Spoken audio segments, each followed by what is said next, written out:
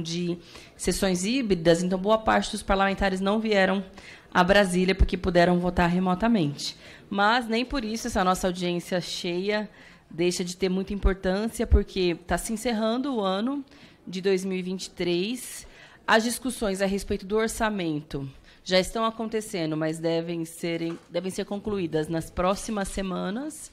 E a gente sabe que, mais uma vez, a temática dos direitos dos servidores, e isso inclui, sem dúvida, sua remuneração, o reajuste, também vira uma discussão. Já tem, claro, um grupo de trabalho, na verdade, uma mesa instalada, né, junto ao Ministério de Gestão para discutir possíveis encaminhamentos, mas a gente sabe também que é muito insuficiente daquilo que são as perdas reais das servidoras e dos servidores.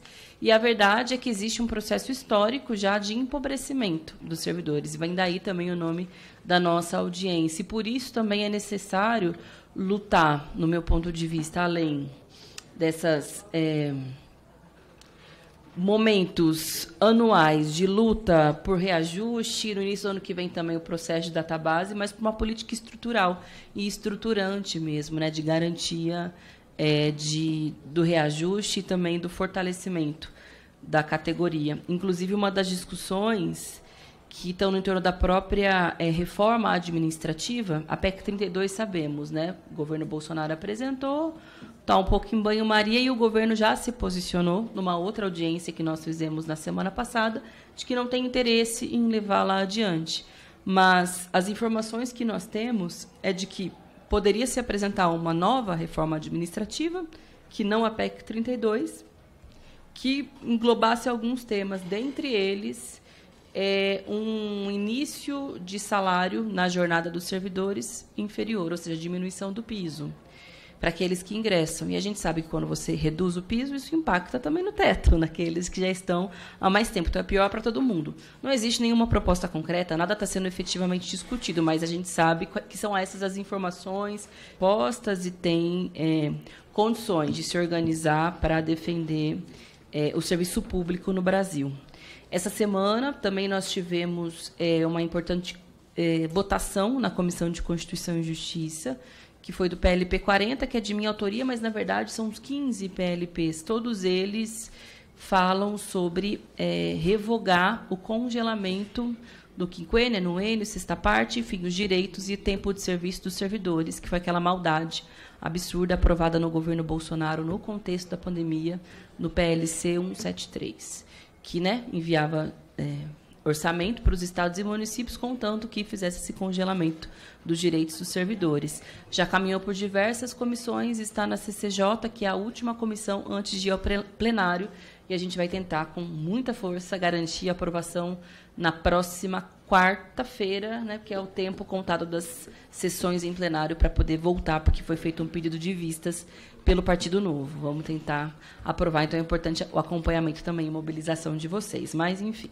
são só essas algumas observações que eu acho que são importantes.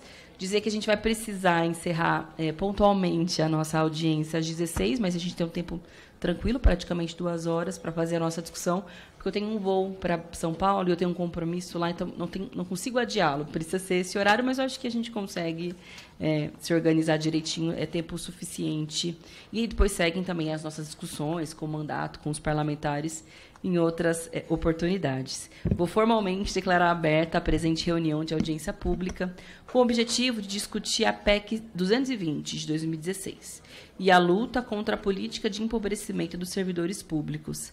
Essa audiência está sendo realizada em virtude da aprovação do requerimento de número 73, de 2023, de minha autoria e também da deputada Fernanda Melchiona, que deve entrar online mais para frente da nossa audiência. Os procedimentos a serem adotados serão os seguintes. Cada palestrante terá até 10 minutos para fazer a sua exposição, sem possibilidade de apartes. Ao fim das apresentações, os deputados interessados em fazer perguntas estritamente sobre o tema terão a palavra pelo prazo de 3 minutos. Oportunamente, será concedida a palavra aos expositores para respostas e considerações finais. Informo que essa reunião está sendo transmitida ao vivo pela internet e pode ser acessada pela página da comissão no portal da Câmara e também pelo YouTube, no canal oficial da Casa. As nossas redes sociais também estão fazendo a transmissão. Enfim, caso algum de vocês queira o link, também a gente pode disponibilizar para facilitar a divulgação. Após a audiência, as apresentações em multimídia serão disponibilizadas para consulta na página da comissão. Então, agora eu vou convidar os componentes da mesa, o senhor Sandro Pimentel, que é coordenador de educação da Federação de Sindicatos de Trabalhadores Técnico-Administrativos em Instituições de Ensino Superior Públicas do Brasil, que é a FASUBRA.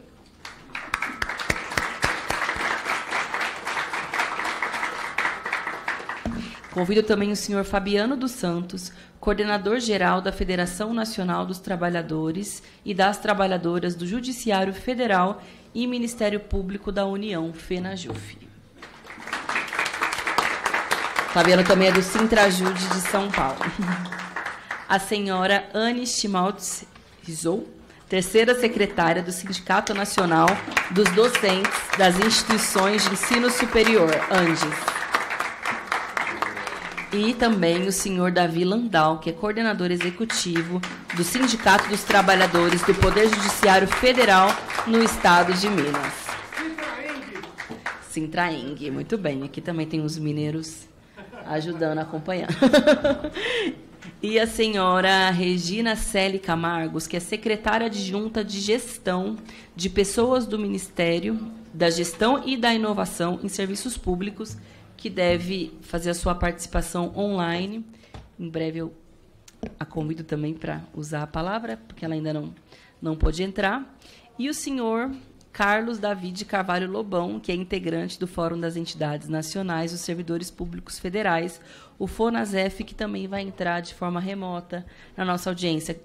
Lobão, que está sempre por aqui, essa semana, infelizmente, não pôde estar, mas, sem dúvida, vai fazer a sua intervenção online. Bem, então, dando início às exposições, concedo a palavra, deixa eu ver se está por aqui, então, concedo a palavra ao senhor Sandro Pimentel, que é coordenador da educação da Federação de Sindicatos de Trabalhadores Técnico-Administrativos, FASUBRA. Vou começar, veio de mais longe? Começa. Oi? Ah, sim. Boa tarde, senhoras e senhores. Quero cumprimentar aqui a mesa certamente bem qualificada, cumprimentar a deputada Sâmia Bonfim, a nossa deputada Sâmia Bonfim. Não poderia deixar de, logo de início, não gosto de tocar nesse assunto porque eu sei que dói, mas ser solidário a tudo que aconteceu com você. Eu sei que isso tem um peso gigante, mas você é tão forte que consegue superar tudo e está aqui pronta para o combate, para a luta, como sempre esteve. Então, parabenizar.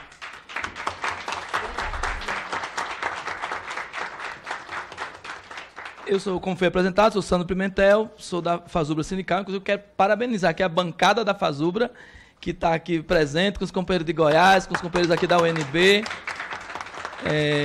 E assim, cumprimentar todos os colegas e todos os servidores públicos aqui, né, nesse modo presencial, e também as pessoas que estão recebendo as mensagens aqui, sendo atingidas pela nossa comunicação. Eu queria, se é possível, já começar, porque eu sou bastante disciplinado com o tempo e eu não quero ultrapassar um segundo sequer. Aquele que a gente tem? Como é que eu faço aqui? Quer ver pro meu lugar aqui, ó? Vem cá que você consegue chegar mais fácil. Não, mas eu não pode, por favor.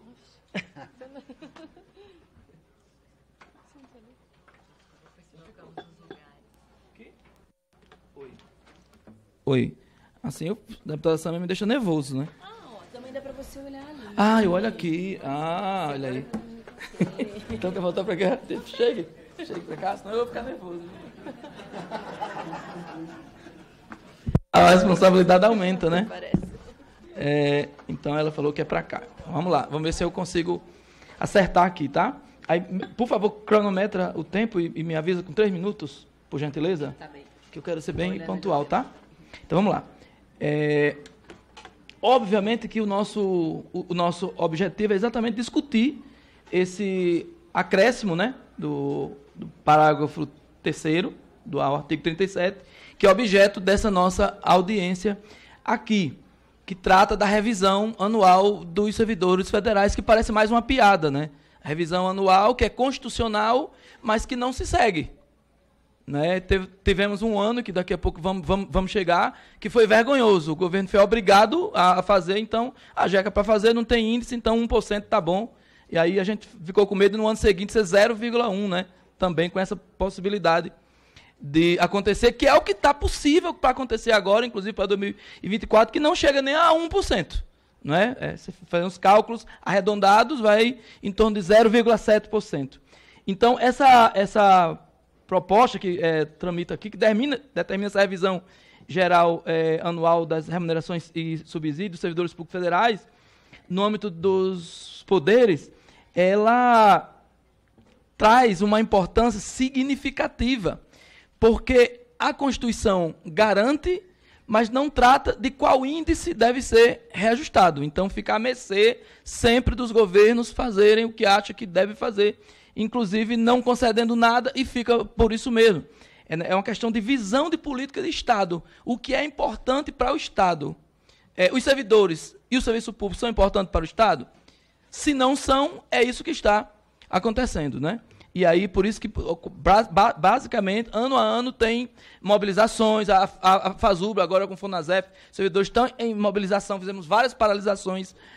Agora, a nossa carreira não sai do canto, inclusive está a plaquetazinha ali que a companheira trouxe ali, da reestruturação da carreira. A gente quer aproveitar para reforçar aqui o pedido da deputada Sâmia, aos parlamentares dessa casa, a deputada Fernanda também, que está nos assistindo, para contribuir conosco nessa luta, porque está difícil conseguir arrancar alguma coisa, mesmo sendo neste governo que nós, eu particularmente, e tenho certeza que muita gente aqui, votou, ajudou a eleger, mesmo porque não poderia ser diferente, continuar o caos que se encontrava.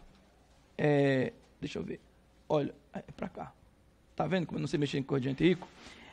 Então, a nossa última revisão havia ocorrido em 95. Se você contar 95 para cá, aí são 28 anos. Não é que essa revisão geral aconteceu.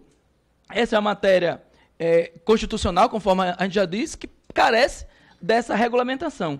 E aí, no artigo 37, o inciso 10, assegura a revisão geral anual. E ela diz também que tem que ser pelos índices inflacionários que melhor comportar. A Lei 10.331... ela fixou a data base, em janeiro de cada ano. Mas não determinou, repito, não determinou o índice. Então tem a data, janeiro, mas quanto? Baseado em quê? Inflação, IPC, IPCA, IP o quê? Qual índice? Infelizmente não conseguimos ter. E aí em 2001, a gente conseguiu ter 3,5%, e em 2003, que é o que eu falei agora, apenas 1%. E agora, este ano, em maio, nós tivemos 9% do orçamento herdado do governo passado. E a gente espera que neste governo, agora, a gente consiga ter melhores vidas. Que nós tivemos desastre aqui, especialmente nos últimos 6 anos. Né? Se fizer um corte, foram os anos mais pesados, mais desgastantes, né? Para nós. Bom, algumas questões para analisar à luz da PEC 220.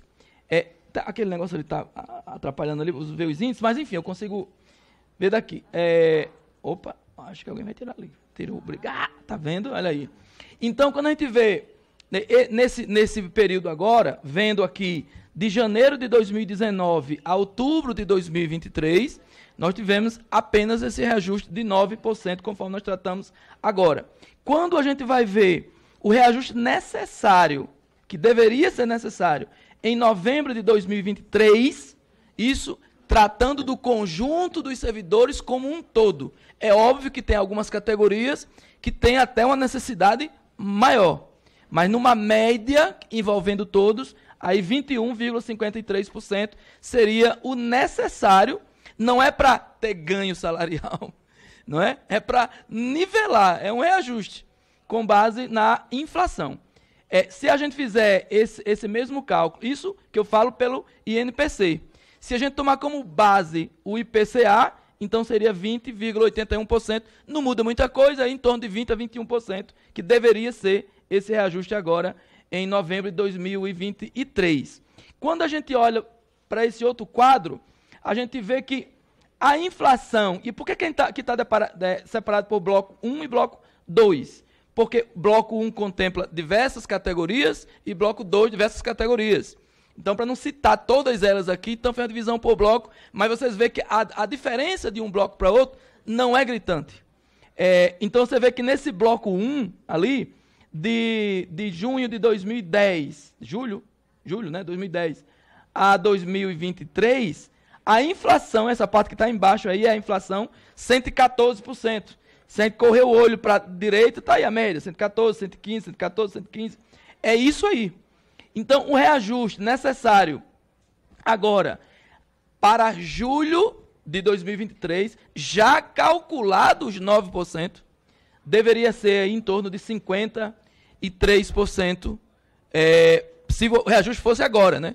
No mês de novembro. Repito, já subtraído os 9% que foram colocados. Mas não é só isso. Temos também o tal dos auxílios, que os auxílios nos ajudam muito, ajudam bastante.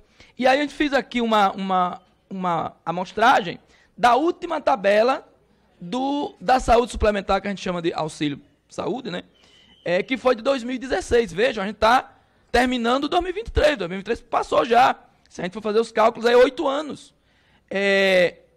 Se a gente olha ali, a menor, porque depende da faixa etária, da remuneração, então não tem como cravar. Mas a gente colocou ali a menor renda e a menor idade, que é até 18 anos de idade. Essa contribuição é de R$ 149. Quando a gente coloca a menor renda com a maior idade, que é acima de 59 anos de idade, a contribuição é R$ 205. Quando coloca a maior renda e junto com a menor idade, R$ 101. Se a gente coloca a menor renda com a maior idade, R$ 124. Ou seja, nota-se que nessa faixa aí de 100 e pouco, 200 no máximo, é muito pouco. É muito pouco. Eu quero dar para vocês aqui um exemplo. Antes de eu entrar aqui, eu estava olhando no meu contra-cheque. O que é descontado no meu contra-cheque, da minha saúde suplementar, com os meus dependentes, é R$ 2.524. Eu recebo do governo, como auxílio, R$ 242. Então, nota-se que é menos de 10%. Então, é preciso corrigir também essa tabela que está mais do que defasada. Esse ano, quando tivemos aí os 9%, tivemos a correção do auxílio alimentação, né, que era 458, salvo engano, né, e foi para 658. Mas o auxílio à saúde suplementar, não houve essa correção. Só que os planos de saúde aumentam todos os anos. Não quer saber se a gente teve ajuste ou não teve. Não é? Como também a alimentação, a cesta básica e por aí vai, aumenta, não é nem por ano, aumenta por dia. E por isso que essa questão do empobrecimento ela chega em boa hora, porque a cada vez que passa, a cada dia que passa, nós, servidores e servidoras públicas, estamos cada vez mais empobrecidos. Não é? A nossa renda, o nosso poder de compra está sendo reduzido a cada dia. Você tem a inflação, corrói, você tem um reajuste que não existe, então, obviamente, você comprar uma cesta básica por X, você vai comprar agora por X mais Y. Só que a sua renda, né, a sua remuneração, ela não se ampliou. Avisa, tá? Quando falta... Tu é para avisar com 3. Mas eu estou já terminando. Então... Tá. Pelo que se pode perceber, aqui já é o fim. Conclusão. Nos últimos anos, tivemos períodos sem qualquer ajuste salarial real, expondo as remunerações e o processo de corrosão pela inflação, impactando diretamente o poder de compra dos servidores e das servidoras, especialmente em períodos de inflação mais elevada. A destacar os grupos de cestas de consumo relacionados à saúde, educação, transporte e habitação, uma vez que geram impactos quase que imediatos no poder de compra das remunerações, que é isso que a gente falou agora recentemente. Além da necessidade do reajuste dos salários nos próximos anos, é importante discutir e atacar o problema do elevado endividamento dos servidores públicos, decorrente principalmente do longo período de perda do poder de compra dos salários. Eu vi um estudo, não lembro agora de onde foi, mas que mostra o percentual altíssimo de servidores que estão usando ou cheque especial ou empréstimo nessas agências bancárias aí da vida, ou seja, o seu mínimo possível de comprometimento para empréstimo já está completamente rendido ali e ainda tem uma luta para que isso aumente. Alguns colegas querem lutar para que isso aumente, para endividar ainda mais. Com isso eu quero agradecer, não cumpri com exatidão, porque não, enfim, mas aí agradecer a FASUB é muito grata e a gente espera que a gente siga na luta para que a gente possa conseguir no orçamento ainda deste ano, para o próximo ano, garantias de corrigindo essas perdas e essas remunerações para que o servidor público e o serviço público possa ter cada vez mais capacidade de bem servir a população brasileira. Obrigado, deputado. Muito obrigada, Sandro, pela sua participação. Peço desculpas, mas o sistema que faz a contagem de tempo que aparece ali está quebrado, então está mais analógico mesmo o controle do tempo aqui. Você mencionou a PEC 220, né, também que motivou a convocação dessa nossa audiência pública, a princípio por sugestão do Landau, mas, claro, também diálogo com as demais entidades, todas abraçaram, e eu pedi a relatoria dessa PEC na Comissão de Constituição e Justiça, e essa semana tive a notícia de que eu vou ser a relatora da PEC. Claro, o ano está se encerrando, a gente sabe que para esse ano é difícil dar continuidade, mas para o ano que vem temos uma luta adiante com a relatoria desse tema. Voltei, tentei conseguir, mas a luta segue, né? Porque os anos vão seguir, mas é isso. É bom já ter esse instrumento, né, nas nossas mãos. Bom, agora eu vou passar a palavra, se me permitirem, para Regina Selle, que é representante do Ministério de Gestão e de Inovação. Ela é secretária adjunta de Gestão de Pessoas. Regina, não sei se está online, eu vi que ela está aqui online, mas não sei se ela está na sala no momento. Sim, deputada. Maravilha, que a gente está sem Obrigada, o seu... deputada. Está sem a sua imagem? Eu não sei se está fechado. Vou iniciar o maravilha. vídeo aqui, tá? Tá, obrigada, ótimo. deputada. Eu que te agradeço. Vamos ver que minha câmera está meio torta aqui. Ela não para quieta. Acho que vai ter de ser meio assim mesmo. Não, mas está ótimo. A gente te enxerga e te ouve Desculpa, bem. deputada. Imagina. Bom, fica à vontade, então, Celi, Regina, 10 minutos para sua exposição. Bem rapidamente, deputada, eu até peço desculpas à senhora e aos demais presentes, porque hoje eu vou participar daqui a pouco de uma cerimônia de formatura na ENAP, dos novos... houve um curso de formação de novas lideranças do setor público, o programa LideraGov, e hoje é o último dia de aula deles, vai ter uma cerimônia de formatura e eu vou participar, né, representando a ministra e o secretário, de forma que eu não poderei ficar até o fim dessa audiência e vou apenas aqui me limitar, na verdade, a repetir, né, a replicar a nota técnica, né, que foi feita pela Diretoria de Carreiras da SGP, a DECAR, a SGP, a respeito dessa nota técnica, dessa proposta, né, de emenda constitucional.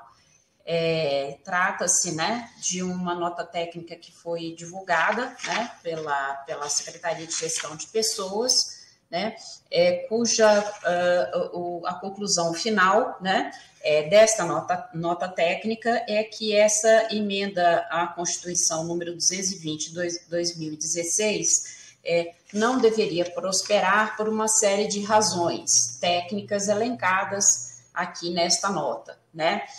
Em primeiro lugar, né, eu citaria aqui o que está descrito no item 15 desta nota técnica, que está disponível para consulta de todos os senhores, né?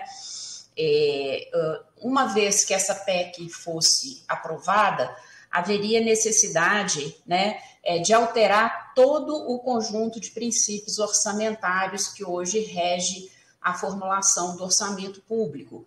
Nós teríamos que alterar a Lei de Responsabilidade Fiscal, teríamos que alterar esse atual marco fiscal que foi aprovado, se não me engano, no fim de agosto, né, o novo regime fiscal, e, quiçá, teríamos que alterar o que a gente chama de regra de ouro da Constituição Federal.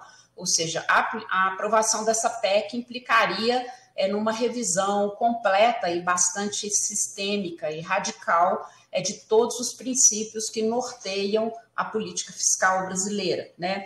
Então, apenas citando literalmente o que está enunciado no item 15 da nota técnica da DECAR-SGP, nessas circunstâncias, a necessidade de atendimento do ditame constitucional previsto pela PEC, né, ora em debate, entraria em grave tensão com o conjunto de princípios orçamentários, com a política fiscal vigente e com as decisões políticas a serem tomadas diante do que a gente chama do limite do possível, né? Então, a diferença, por exemplo, dos reajustes salariais que acontecem para os trabalhadores da iniciativa privada, né, o reajuste dos servidores públicos, ele tem que observar as leis orçamentárias do país e também a lei de responsabilidade fiscal, né, sob pena, nós já vivemos isso num passado recente, né, sob a alegação de pedaladas fiscais, foi feito o impeachment de uma presidenta legitimamente eleita pelo povo, né? Então, não se pode fazer nada que não esteja previsto no ordenamento jurídico legal do país, ou seja, a Constituição não pode entrar em conflito com outras leis e as demais leis se submetem aos preceitos constitucionais. Nesse caso, se fosse modificado um preceito constitucional, todas as demais leis que lhe são submetidas teriam que também ser alterados, ou seja, os princípios que regem toda a política fiscal brasileira, né? Tudo teria que ser bastante significativamente alterado. E nós sabemos, deputada, que nesse momento existe uma correlação de forças no Congresso brasileiro que dificulta bastante a aprovação de medidas, principalmente medidas que tenham um teor um pouco mais avançado, do ponto de vista de uma concepção diferente, né? Então, vimos recentemente a tramitação da reforma tributária, vimos recentemente a tramitação do próprio marco fiscal, né, as dificuldades que o governo teve para tramitar essas propostas e as diferenças que notamos entre as propostas originalmente apresentadas ao parlamento e o resultado final de como essas propostas, né, do Poder Executivo voltaram, né? Quer dizer, há uma diferença bastante substantiva, né? Então, isso precisa ser bastante considerado, né? Não é possível a gente fazer uma revisão constitucional sem que as demais leis sejam alteradas, né? Então, eu cito primeiramente esse aspecto do item 15 destacado nesta nota técnica da DECAR-SGP. Então, como eu ia dizendo, a diferença dos trabalhadores da iniciativa privada, onde a empresa tem absoluta discricionariedade para dar o reajuste no patamar que ela quiser para os seus trabalhadores. Inclusive, se for uma empresa muito avançada, ela pode, inclusive, dispor de uma boa parte do seu lucro para distribuir para os seus trabalhadores a título de participação nos lucros e resultados. Mas no setor público isso não existe, ou seja, não existe essa total discricionariedade, a discricionariedade é limitada do Poder Executivo e é limitada às leis fiscais orçamentárias e à própria Constituição, como eu disse, que tem a chamada regra de ouro, ou seja, o que diz a regra de ouro constitucional? O Estado não pode fazer dívida para fazer frente a despesas de ordem operacional e principalmente aquelas ligadas ao pagamento dos salários dos servidores, né? Então, enfim, é a Constituição que temos, são as leis que temos nesse momento, e alterá-las significaria termos diante de nós um cenário tanto econômico quanto político bastante mais benigno, né? Eu citaria também, então, o item número 20 desta nota técnica, né? Em que está dito o seguinte, o enunciado é o seguinte: é importante observar ainda que a alteração do dispositivo constitucional em tela repercute em estados e municípios, pois também estariam obrigados a rever a remuneração de seus servidores com base na inflação passada.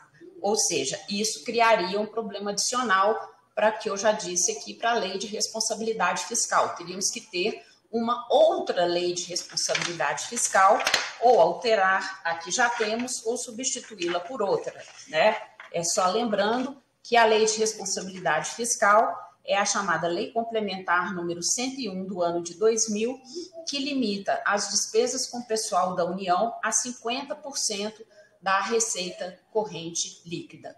Portanto, a aprovação desse preceito constitucional implicaria numa revisão profunda da Lei Complementar número 101/2000.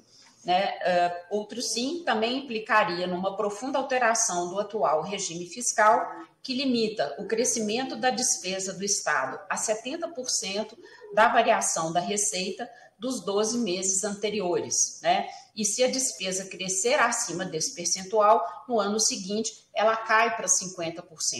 Né? Então, segundo os dispositivos do novo marco fiscal, a cada vez que o Estado descumprir esse teto de 70% da variação da receita dos 12 meses anteriores à apuração, né, vai se estabelecendo uma série de travas que, no limite, implicam, inclusive, na suspensão de qualquer reajuste para os servidores públicos.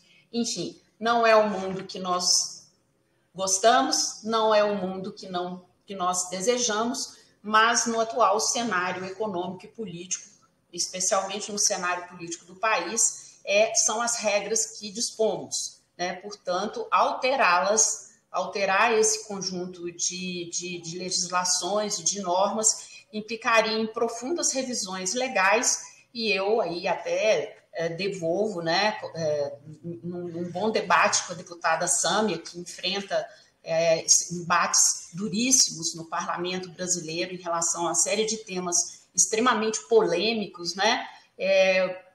Deputada, teríamos espaço neste parlamento para debater questões de tal profundidade que alteram de tal forma, né, o funcionamento da política fiscal e da política orçamentária do país, né? Então, eu faço aqui essas ponderações, todas elas constam desta nota técnica SEI, que foi produzida pela Diretoria de Carreiras e Desenvolvimento de Pessoas da Secretaria de Gestão de Pessoas.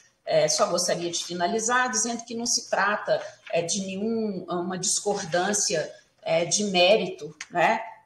Enfim, não é uma discordância do mérito da proposta, no sentido de achar que os servidores não merecem receber um reajuste de salários compatível com a reposição da inflação. Não se trata disso, deputado. O que se trata é que nós temos um enrijecimento por termos que observar o princípio da legalidade. Toda ação que os poderes da República tomam devem observar o princípio da legalidade, e nós estamos amarrados a esses princípios sob pena de descumprimento da própria Constituição Federal, né? Então, eu só faço essa ressalva de que nós, ao emitirmos um parecer dessa natureza, não estamos de forma alguma nos posicionando contra o direito, né, dos servidores de terem os seus rendimentos atualizados e valorizados, mas estamos apenas fazendo ressalvas de ordem legal, né, e jurídica, ao qual todos nós estamos relacionados, estamos umbilicalmente ligados, né? E em passado recente já vimos que, por questões, inclusive, levianas, tivemos uma presidenta que sofreu um impeachment acusada de uma suposta pedalada que o próprio STF reconhece que não foi cometida. Então, queremos evitar um trauma desse para o nosso país e estamos submetidos à lei, às leis que regem o orçamento e todo o arcabouço fiscal do país. É isso que eu tinha a dizer. A nota técnica está disponível para todos no SEI e podemos enviá-la, deputada, se solicitada. Obrigada, deputada. Obrigada, Regina, pela sua participação. Nós gostaríamos, sim, de ter acesso a essa nota técnica, não só para disponibilizar para o mandato para as entidades, mas para o conjunto dos membros aqui dessa nossa comissão. Eu sei que a senhora também tem horário, né, para sair em breve por conta do próximo compromisso, então também fique à vontade, no momento que for necessário e oportuno, para ir para a próxima atividade. Eu gostaria de registrar a presença da Camila Valadão, que é deputada estadual do PSOL, no estado do Espírito Santo, que veio aqui a Brasília essa semana para algumas atividades e também está dando o privilégio da sua presença. Obrigada, Camila, pela sua presença, pela sua participação. Aqui estão presentes diversas entidades e categorias do funcionalismo público de vários estados do país e, sem dúvida, os temas que a gente está discutindo também impactam muito a categoria das diferentes, né, setores e categorias de servidores do Espírito Santo. Então, fundamental a sua presença. Eu tenho algumas considerações para fazer, mas eu vou usar o tempo dos parlamentares ao final. Primeiro ouvir todas as entidades e depois utilizar o tempo dos parlamentares. Acredito também que a deputada Fernanda deva entrar em breve. Eu vou passar a palavra, então, para o senhor Davi Lobão, que está aqui online. Eu não sei se ele já está na sala, porque está online, sim. Representante do Fórum das Entidades Nacionais dos Servidores Públicos Federais, FONASEF, pelo prazo de 10 minutos. Lobão, obrigada pela sua presença, sua participação. Obrigada, companheira Sâmia. É um prazer imenso estar aqui nesse espaço. Queria parabenizar a sua iniciativa, colocando sempre o seu mandato a serviço do movimento dos trabalhadores. Sâmia, vou pegar uma experiência vivida por nós nos últimos anos para tentar responder algumas preocupações levantadas aí pela representante do Ministério da Gestão e Inovação. Nós, servidores públicos federais, vivemos um drama por 6 anos seguidos, 2 anos de governo do Temer e 4 anos do governo Bolsonaro, sem, em nenhum momento, ser aberto qualquer canal de negociação sobre a nossa vida de trabalhador, sobre as nossas condições de emprego, sobre as nossas condições de trabalho, sobre os nossos salários. Foram 6 anos de grande humilhação. Por 4 vezes, o governo Bolsonaro atendeu a gente numa audiência em que a gente insistia muito para ser atendido. E ele sempre abria a reunião assim. Os representantes do governo Bolsonaro abriam a reunião assim. Vocês querem conversar com a gente. O quê? Futebol, cinema, teatro? O que vocês querem conversar? E a gente dizia, não, a gente quer conversar sobre as nossas vidas, sobre o nosso emprego, sobre os nossos salários. Quer dizer, mas nós não negociamos com trabalhadores. E por não ter um direito constitucional, um direito na lei, que obrigasse os trabalhadores a conversar com o seu patrão, servidores públicos federais com o governo federal, nós éramos obrigados a ver esse tamanho de humilhação. Foi assim durante os 6 anos, 2 de Temer e 4 de Bolsonaro.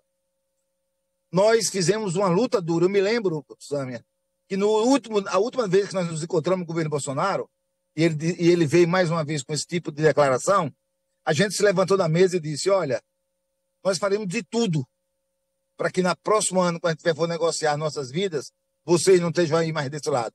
Nós vamos estar do lado de cá, mas vocês não vão estar do lado de lá.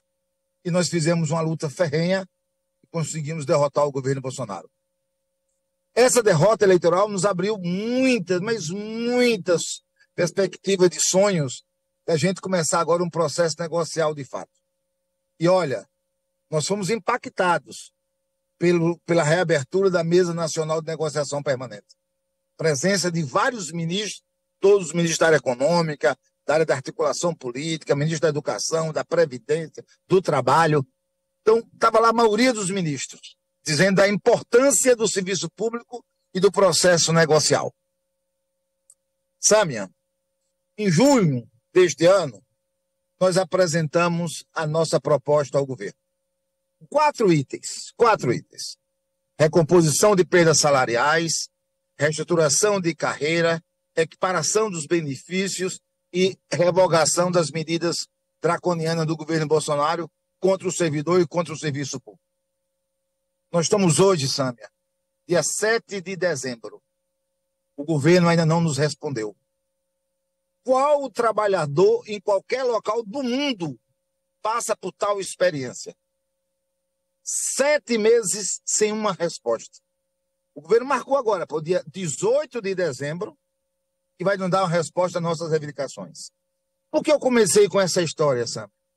Para você entender a necessidade imperiosa que os servidores públicos têm de ter a sua database.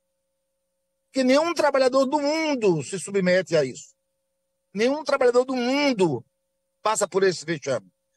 Porque se o patrão não construir um acordo em um determinado período, esse período é em geral 30 dias, o sindicato tem a obrigação, na sua database, de acionar a justiça e, através de um processo de dissídio coletivo, exigir uma resposta do governo, do patrão. E nós não temos isso. Nós não temos esse direito. O trabalhador, servidor público, não tem o direito de reivindicar o seu salário e ter um processo de negociação concreto, onde você faz uma proposta, o patrão faz uma contraproposta e as coisas caminham. Não. Nós passamos agora por esse vexame de 7 meses, onde o governo olha para a gente e faz, não tenho nada que responder agora, não tenho nada que responder agora. E nós não podemos, em nenhum momento, acionar a justiça, em nenhum momento fazer algo que obriga o governo a nos responder. É verdade que a única arma que nós temos é a greve, é o movimento, é a mobilização. Esse ano, infelizmente, nós não tivemos a capacidade de exigir do governo essa resposta. Mas a própria ministra Esther Dweck já falou, tá, categoricamente, de que há um cenário no ar de uma greve dos servidores públicos federais. Não é outro caminho, porque o caminho de passar 7 meses sem uma resposta. Então, essa audiência pública é de fundamental importância para a gente, que obriga ao governo a respeitar o processo negocial. Não dá para o governo chegar numa mesa de negociação e não tem o que responder a vocês, não tem o que responder a vocês, uma vez atrás da outra, e a gente não tem para onde recorrer. Então, o estabelecimento legal é de fundamental importância. Agora, o triste dessa história. O triste dessa história é o MGI chegar aqui e dizer para a gente o seguinte, olha, há um arcabouço legal que proíbe vocês ter database. Por isso, vocês não vão ter. Porque vocês, a princípio, a database vai estourar todos os instrumentos que nós temos de fiscalização dos gastos públicos. Primeiro, eu quero discordar disso. Esse cenário não está posto, não está colocado, não é verdadeiro. Então, não quer dizer que nós tenhamos uma database, um reajuste anual, a recomposição das perdas salariais de acordo com a inflação. Isso significa dizer que está estourado o orçamento. Não, até porque o arcabouço fiscal, que é nocivo aos interesses do povo brasileiro, garante a correção do próprio orçamento pela inflação e pela uma taxa de crescimento. Então, isso não é verdade que estouraria a lei de responsabilidade fiscal. Não é verdade. Isso não chegaria a esse patamar.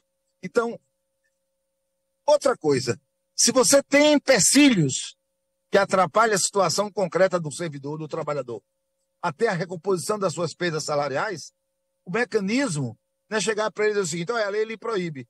O mecanismo é buscar a superação desses problemas a partir de mudanças reais que podem ser realizadas. Agora, o que não pode ser feito é o que nós estamos vivendo hoje. O servidor público federal está pedindo exoneração, o número de afastamento do serviço público federal é alto, o servidor público federal está endividado e tem hoje nas suas bandeiras de luta a necessidade de aumentar a margem do consignado para ele buscar mais empréstimos, se endividar mais ainda, engordar ainda mais os lucros dos banqueiros. Isso passa a ser uma reivindicação dos trabalhadores pela necessidade imperiosa de sobrevivência. A perda salarial dos servidores públicos federais do último governo Lula para cá chega ao patamar de 53%. Isso porque teve agora em maio um reajuste de 9%. Imagina que é um servidor, um trabalhador, um cidadão com 53% de menor capacidade de compra que ele tinha há 10 anos atrás. Isso muda a vida da pessoa. Isso compromete a vida da pessoa. Então, a falta de uma database, a falta de uma lei que nos garanta a negociação de fato, que imponha ao governo a necessidade de nos responder, que faça um processo negocial de fato, honesto, sincero, que seja uma proposta para lá, uma contraproposta para cá, na busca. Isso é de fundamental importância, acontece em todos os instrumentos. Dizer que o serviço público, o serviço privado pode fazer isso, porque tem margem de lucros e o governo não, me perdoe, não dá para aceitar isso como uma coisa normal. É bom que se diga que as empresas de economia mistas, que têm orçamento estadual, que têm orçamento público, orçamento público, ela tem database, ela negocia com os trabalhadores e ela constrói o instrumento da database sem nenhum constrangimento, sem nenhum problema. Então, é possível superar esses problemas legalmente? É possível. A nota técnica está correta, que a professora, que a companheira do MGI acabou de registrar aqui? Não, ela não está correta. A nota técnica, ela fere princípios muito básicos de que o orçamento pode ser acrescido, tem banda de crescimento, correção inflacionária. Então, tudo isso nos permite dizer que não existe nada nocivo em aplicar a lei da database. Sabe onde é que vai estar os grandes problemas? Entre nós, sindicalistas. Nós teremos que discutir entre nós, por exemplo, quem faz o processo. Nós temos que buscar unidade em vários sindicatos. Por exemplo, o meu sindicato representa trabalhadores PC-CETAI. O sindicato que você é afiliada, Sâmia, a Fazubra, também representa trabalhadores PC-CETAI. Qual desses sindicatos vai entrar na justiça, vai fazer o processo de negociação de fato com a database? Nós teríamos que discutir entre a gente para ter um único sindicato. Mas isso eu tenho certeza de que a classe trabalhadora saberia buscar essa unidade, saberia buscar esses caminhos. Então, eu queria parabenizar aqui essa iniciativa. Esse é um grande sonho dos servidores públicos, ter a sua database, ter o seu momento de negociação salarial, ter uma negociação de fato, que não passamos por essa humilhação. Quero dizer muito fortemente que o governo Bolsonaro foi desumano, o governo Bolsonaro foi draconiano, passou 4 anos sem não responder, mas o que o governo Lula fez com a gente esse ano é de uma desconsideração muito grande. Nós começamos a negociação há 7 meses. O governo ficou de nos responder agora dia 8 de dezembro. Desculpa, 18 de dezembro. Nenhum servidor, nenhum trabalhador do mundo passa por esse descaso. Então, Sâmia, parabenizando mais uma vez pelo seu mandato, colocando sempre a gente aqui à disposição para fortalecer essa luta, uma luta que é muito cara, muito importante para a classe trabalhadora e para os servidores públicos. Assistir que os outros servidores, os outros trabalhadores têm essa database, nós não temos. Ela é muito triste para a gente, ela é muito cara para a gente. E um argumento que desmoraliza todo esse processo de que a lei proíbe é o fato que as empresas mistas que têm orçamento público têm sua database, faz suas negociações, acordo entre patrão e empregado vira lei. Então, isso não pode ser resolvido. Eu não tenho dúvida disso. O problema é muito mais político do que gerencial. Não existe problemas que atrapalhem, que determinem o fim da possibilidade de termos database. O que existe é falta de vontade política e de colocar o trabalhador, o servidor público, na condição de que ele que é um trabalhador comum, como outro qualquer, que tem as suas conquistas importantes, como a estabilidade de emprego, para ter a autonomia de fazer o trabalho em defesa do Estado, porque ele tem um patrão que é o Estado, tem que servir a sociedade, a comunidade. Então, isso os diferencia.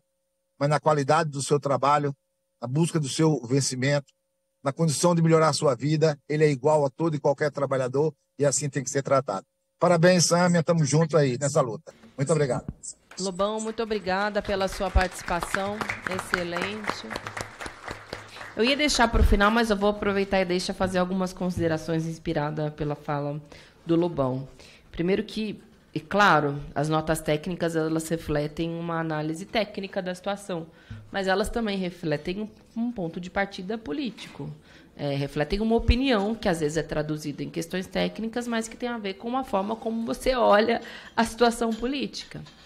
E se é verdade que internamente no Congresso Nacional, por hoje, não há correlação de forças, considerando que a maioria daqui é de parlamentares de cunho liberal, a bancada expressiva da extrema-direita, enfim, que não abraçaria, a princípio, a ideia de que servidores públicos devem ter um reajuste, assim como os servidores da CLT, garantido anualmente pelos índices da inflação, também é verdade que a correlação de forças não é algo estático. A correlação de forças se modifica a partir justamente da intervenção das categorias, dos sindicatos, da população brasileira e do próprio governo. E aí eu queria fazer também uma observação a respeito do arcabouço fiscal. Não havia uma visão conflitante entre a maioria do Congresso e o governo de como deveriam ser as novas regras fiscais. não foi uma dificuldade aprovar esse novo marco fiscal. Ao contrário, o teto de gastos havia um amplo consenso de que já era uma falência, que nunca deveria ter sido aplicada, ainda que tenha sido. O próprio Paulo Guedes chegou a dar declarações semelhantes e precisaria ser substituído por um novo modelo. Nós alertamos, inclusive nós, do pessoal, votamos contra esse modelo de arcabouço fiscal, porque justamente impede que o Estado cresça, que tenha condição de... Não é nem que cresça, mas que seja à altura das demandas sociais. E aí eu falo como alguém que fez muita campanha, desde o primeiro dia, para que o Lula pudesse se eleger e derrotar a tragédia do bolsonarismo. Não é possível cumprir o programa eleitoral com o arcabouço fiscal. É o que eu não falo nem especificamente sobre os servidores. É sobre o conjunto da população. Não vai ter dinheiro para assistência social, para saúde, para educação. Isso significa terceirização. Vai significar. Significa privatização, porque não vai caber no Estado o mínimo que a gente tem. Eu não estou falando nem em ampliação, estou falando em manutenção daquilo que nós já temos. Então, há uma vontade política também que expressa as notas técnicas e essas opiniões, mas também uma vontade política da nossa parte de tentar alterar a correlação de forças. Na última semana, nós fizemos uma audiência pública, por exemplo, a respeito da reforma administrativa. Teve uma intervenção muito interessante, que foi do servidor da Frente Parlamentar do Serviço Público, me fugiu o nome dele agora, mas ele fez uma intervenção resgatando, inclusive, no processo da Constituinte, que anteriormente à Constituinte, boa parte daquilo que hoje é serviço público, regime próprio, era CLT. Claro que a correlação de forças da Constituinte, no momento de ascensão, era muito diferente do de agora. Não vou fazer uma comparação tosca, mas o que eu quero dizer é que foi possível ampliar naquele momento. E a correlação de forças interna não era das melhores, também nunca foi. A gente nunca teve maioria no Congresso Nacional, porque é distorcido o processo eleitoral, é dominado pelo poder econômico, a gente sabe como é que funciona. Então, eu sou daquelas que não acredita na estaticidade da correlação de forças imutável.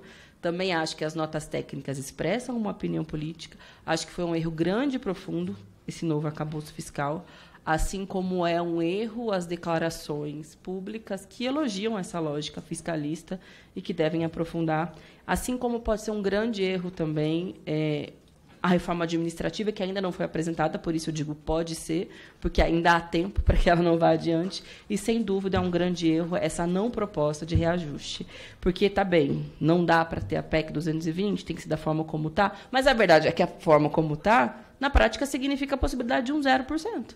E um 0% é um não reajuste. Então, as regras atuais, na verdade, elas não garantem nenhum tipo de reajuste, não digo nem inflacionário, nenhum reajuste, é nada.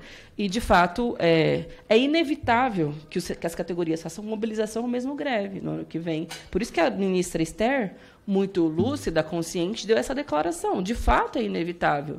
E por que não as categorias pressionarem, fazerem a sua parte, fazerem a sua luta? O mercado está fazendo. O Arthur Lira faz todos os dias, com todas as chantagens possíveis e inimagináveis. A imprensa também faz a sua parte. E nós, como trabalhadores, sou deputada federal, mas sou uma servidora pública, né, da Universidade de São Paulo, também da base da FASUBRA, assim como o nosso companheiro Sandro representa o sindicato, é a nossa parte como trabalhador fazer a nossa luta, a nossa pressão e a nossa mobilização. E eu vejo a PEC como um instrumento para isso, né? Um instrumento de mobilização, de compreensão, de reflexão junto aos servidores e às servidoras. Enfim, são essas considerações que eu queria fazer. Eu ia falar no final, mas aí o Lobão me deu uma empolgação para falar, e como a gente tem a prerrogativa da palavra, a gente aproveita também. E agora eu vou, então, passar a palavra para o senhor Fabiano dos Santos, que é coordenador geral da Federação Nacional dos Trabalhadores e Trabalhadoras do Judiciário Federal e Ministério Público da União, FENAJUF, pelo prazo de 10 minutos. Beleza, muito obrigado, Sâmia. Uma satisfação estar aqui hoje, né, representando a FENAJUF, todos os trabalhadores e trabalhadoras do Judiciário Federal, do Ministério Público da União. Quero saudá-la, Sâmia, agradecer e parabenizar pela iniciativa dessa audiência pública, né, juntamente aí com a deputada Fernanda Melchiona, dizer que tem uma importância muito grande a gente poder ocupar esse espaço hoje aqui para fazer essa discussão e ter o alcance, inclusive, da TV Câmara. É muito importante para a gente ter condições de fazer esse debate e dar voz a cada um dos servidores e servidoras que, com certeza, estão acompanhando aqui essa atividade. Quero saudar também aqui os representantes, as representantes das entidades, né? Quero registrar também aqui a presença da bancada da FENAJUF, em especial o pessoal do Citraeng aqui, que se fez muito presente, também estamos aqui representados também pelo Sintrajude, Sindijuf Bahia. Eu acho que é muito importante a gente fazer esse reconhecimento, porque é um esforço para a gente valorizar os debates que precisam ser feitos. Eu vou começar fazendo um breve histórico da nossa luta pelo direito à database. É um direito que, na verdade, já está assegurado no artigo 37, inciso 10, e que chegou ao Supremo, né, no RE 843-112, que foi movido por uma entidade municipal de São Paulo.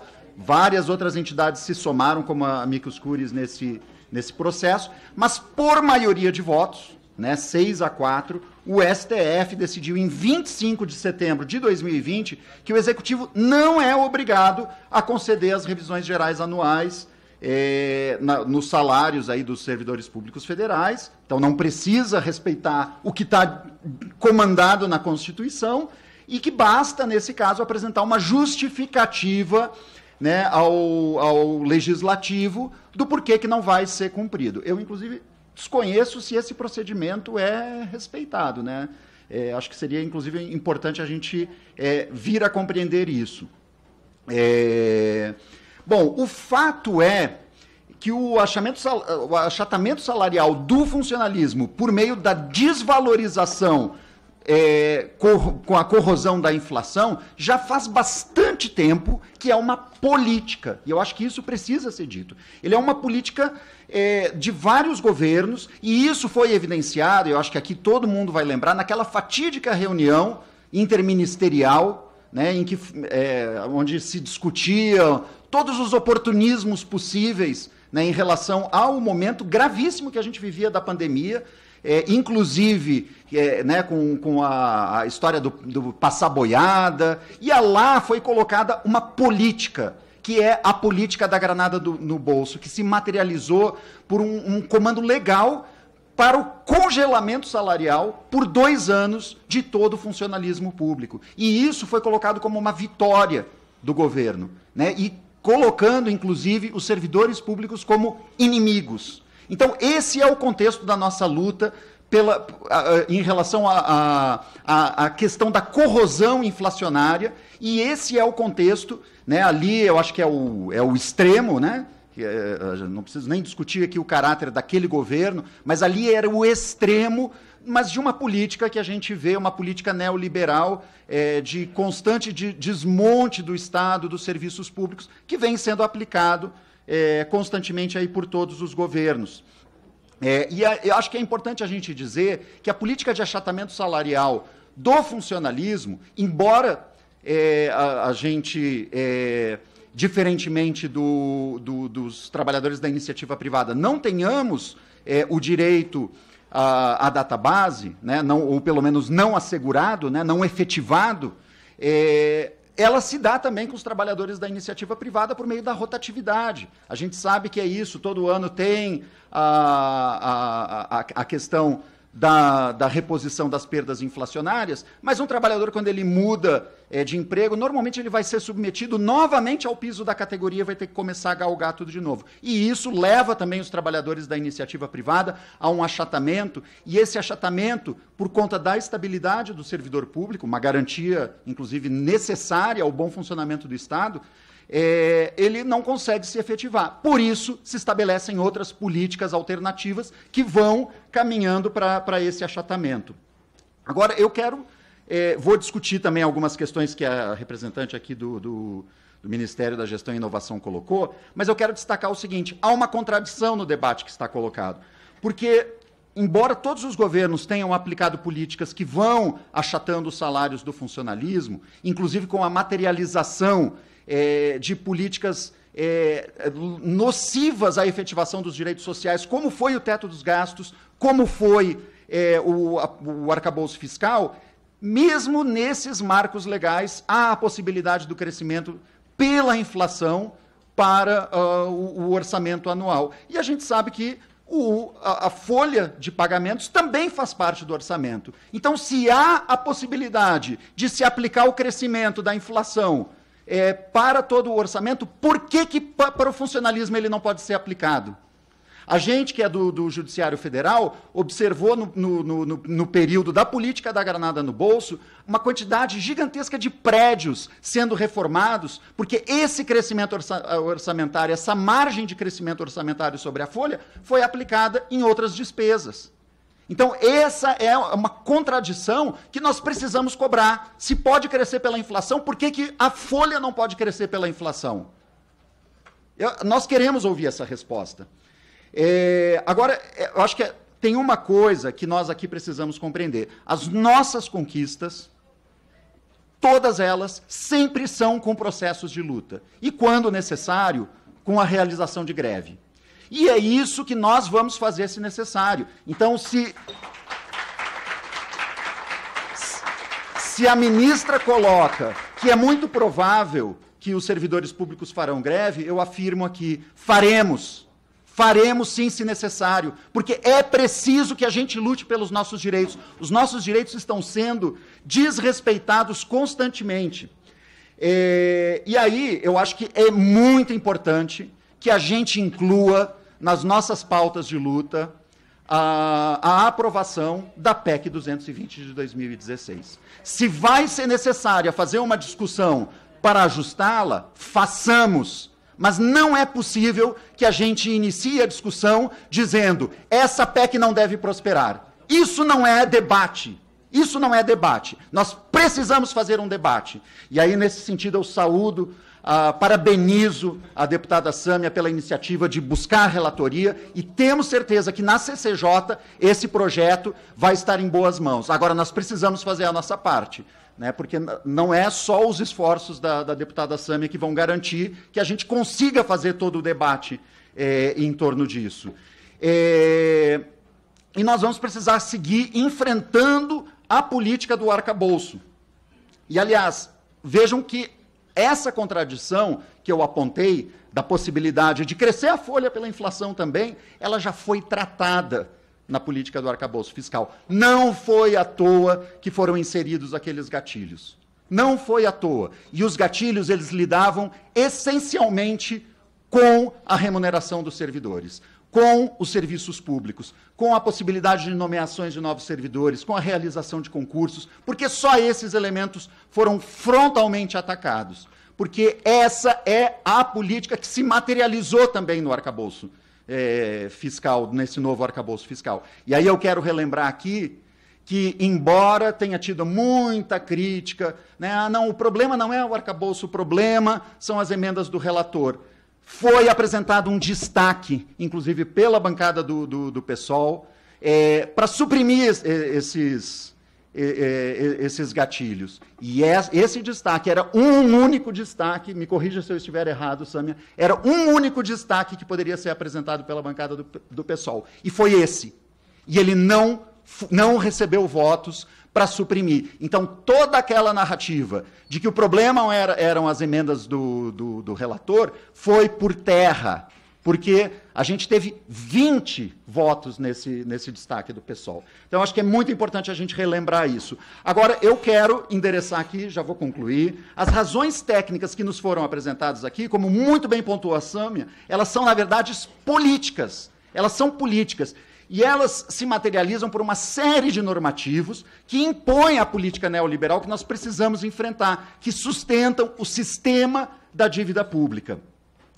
Foi falado aqui pela representante do governo no limite do possível. O limite do possível não se aplica para a dívida pública. Sempre que chega perto de ter algum problema com o limite do possível, estabelece-se um novo arcabouço fiscal, estabelece-se alguma coisa que vai garantir que seja sustentado o insustentável. E a repercussão nos estados e municípios na verdade, a extensão dos direitos aos trabalhadores e trabalhadoras dos serviços públicos estaduais e municipais. Por fim, quando os servidores exigem o cumprimento do seu direito à reposição das perdas salariais, ninguém aqui está querendo ser irresponsável e ninguém quer quebrar o Estado brasileiro. Pelo contrário, todos os servidores e servidoras têm um compromisso gigantesco com a prestação dos serviços públicos, como ficou evidenciado, inclusive, durante o período da pandemia. O que nós queremos, sim, é uma database que seja precedida por um processo de negociação coletiva, inclusive como está colocado na resolução 151 da OIT, que não foi regulamentada aqui no Brasil ainda. O Brasil é signatário, porém não regulamentou. E nesse processo de negociação coletiva, nós podemos enfrentar concretamente as preocupações que a representante do Ministério colocou aqui. Se para se alcançar um índice, nós vamos esbarrar este ano em algum limite, que isso faça parte do processo de negociação coletiva. Mas nós não podemos admitir que a gente não possa fazer o debate da PEC 220, que a gente inicie esse debate dizendo que ela não deve prosperar, ela tem que ser debatida, se tem problemas, vamos enfrentar esses problemas, mas a gente precisa garantir o direito à reposição das perdas inflacionárias.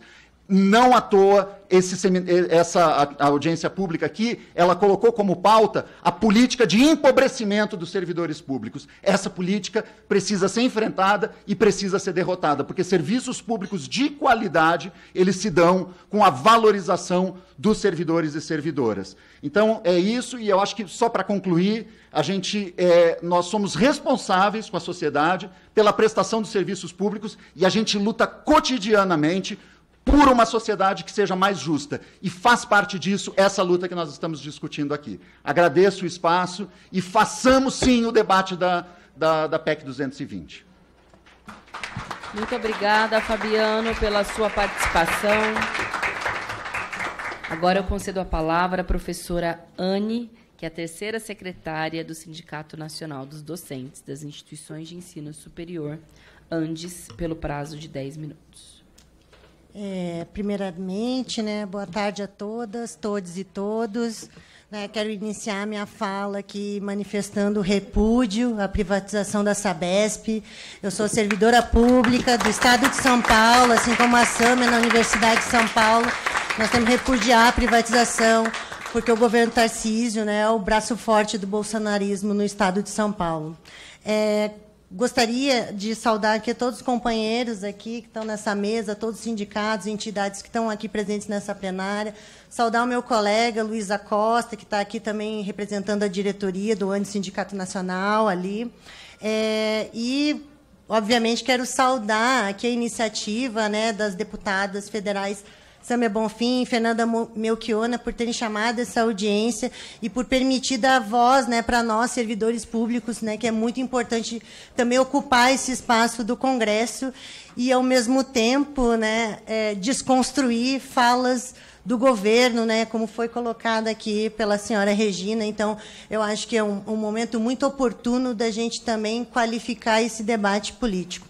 Nesse sentido, eu gostaria de reforçar que o ANDES, juntamente com diversas entidades, coletivos, movimentos sociais, se somou na luta contra o Bolsonaro e para derrotar eles nas urnas em 2022, nessa frente ampla que acabou elegendo o Lula, cuja essa decisão ela é muito cara para o nosso Sindicato Nacional, porque, historicamente, o ANDES ele não toma partido, ele mantém a sua independência e sua autonomia de partidos e governo. Mas a gente não podia tergiversar num momento onde nós estávamos vivendo 4 anos de governo Bolsonaro, com uma pandemia no meio, onde esse governo elegeu como inimigo principal as mulheres, as populações negras e negros, a população LGBTQIAP+, o meio ambiente, e nós, os servidores públicos, como foi bem dito aqui. Mas, principalmente, esse governo atacou a democracia brasileira. E nós, então, enquanto setor consciente da classe, juntamente com todas as entidades que eu citei aqui, nós estivemos, então, na luta também pela essa democracia. Então, é importante frisar para o governo e para a base do governo que não existe democracia sem defender saúde, educação, assistência social, a segurança pública socialmente referenciada.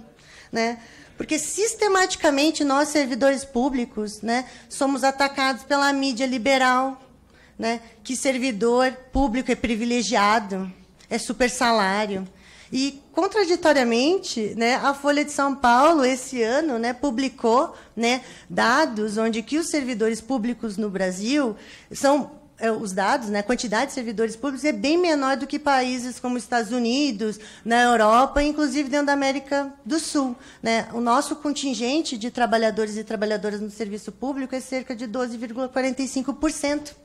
Então, é muito pouco de servidores que nós temos, e quando se fala de privilégios, né, e de supersalários, 70% dos servidores e servidoras públicas recebem salários entre 3 a 5 mil reais. Quem são esses servidores? Quem são essas servidoras? São os médicos nos postinhos, as assistentes sociais, as psicólogas, enfim, os educadores da educação básica nos estados e nos municípios. Então, é uma falácia. Isso tudo é uma falácia que vem se construindo e que acaba, né, atingindo mentes e corações da classe trabalhadora. Então, por isso, é necessário aprovar essa PEC, né, que ela foi desarquivada, e agora a gente vai ter a Sâmia, né, como nossa relatora, né, desculpa, eu confundi, né, mas ela também está na luta dentro da PEC 143, né, de 2020, né, e seus apensados, que é a PLP 040, a gente tem que aprovar na CCJ para justamente descongelar o tempo de serviço dos servidores, principalmente nos estados e municípios, que vai, então, coibir, né, as gratificações, os quinquênios, anuênios, triênios e licença-prêmio, né, que, durante o governo Bolsonaro, através da LC 173 de 2020, né, caiu no colo dos servidores esse contingenciamento, ou esse congelamento do nosso tempo de serviço, do nosso tempo de aposentadoria. Da mesma forma, a gente tem que derrotar a PEC 32, né, a reforma administrativa, que é, sim, um entulho do Paulo Guedes e do governo Bolsonaro, né, e defendida arduamente pelo Centrão e pelo presidente da Câmara, o Arthur Lira. Né? Então, a gente tem que rejeitar qualquer medida que ataque o funcionalismo, né, e que vai afetar, consequentemente, as camadas mais basais da sociedade brasileira, como as mulheres negras, pobres e periféricas. E, dentro desse bojo, né, o governo aprovou, como foi bem dito aqui, o novo teto de gastos, o arcabouço fiscal. Né?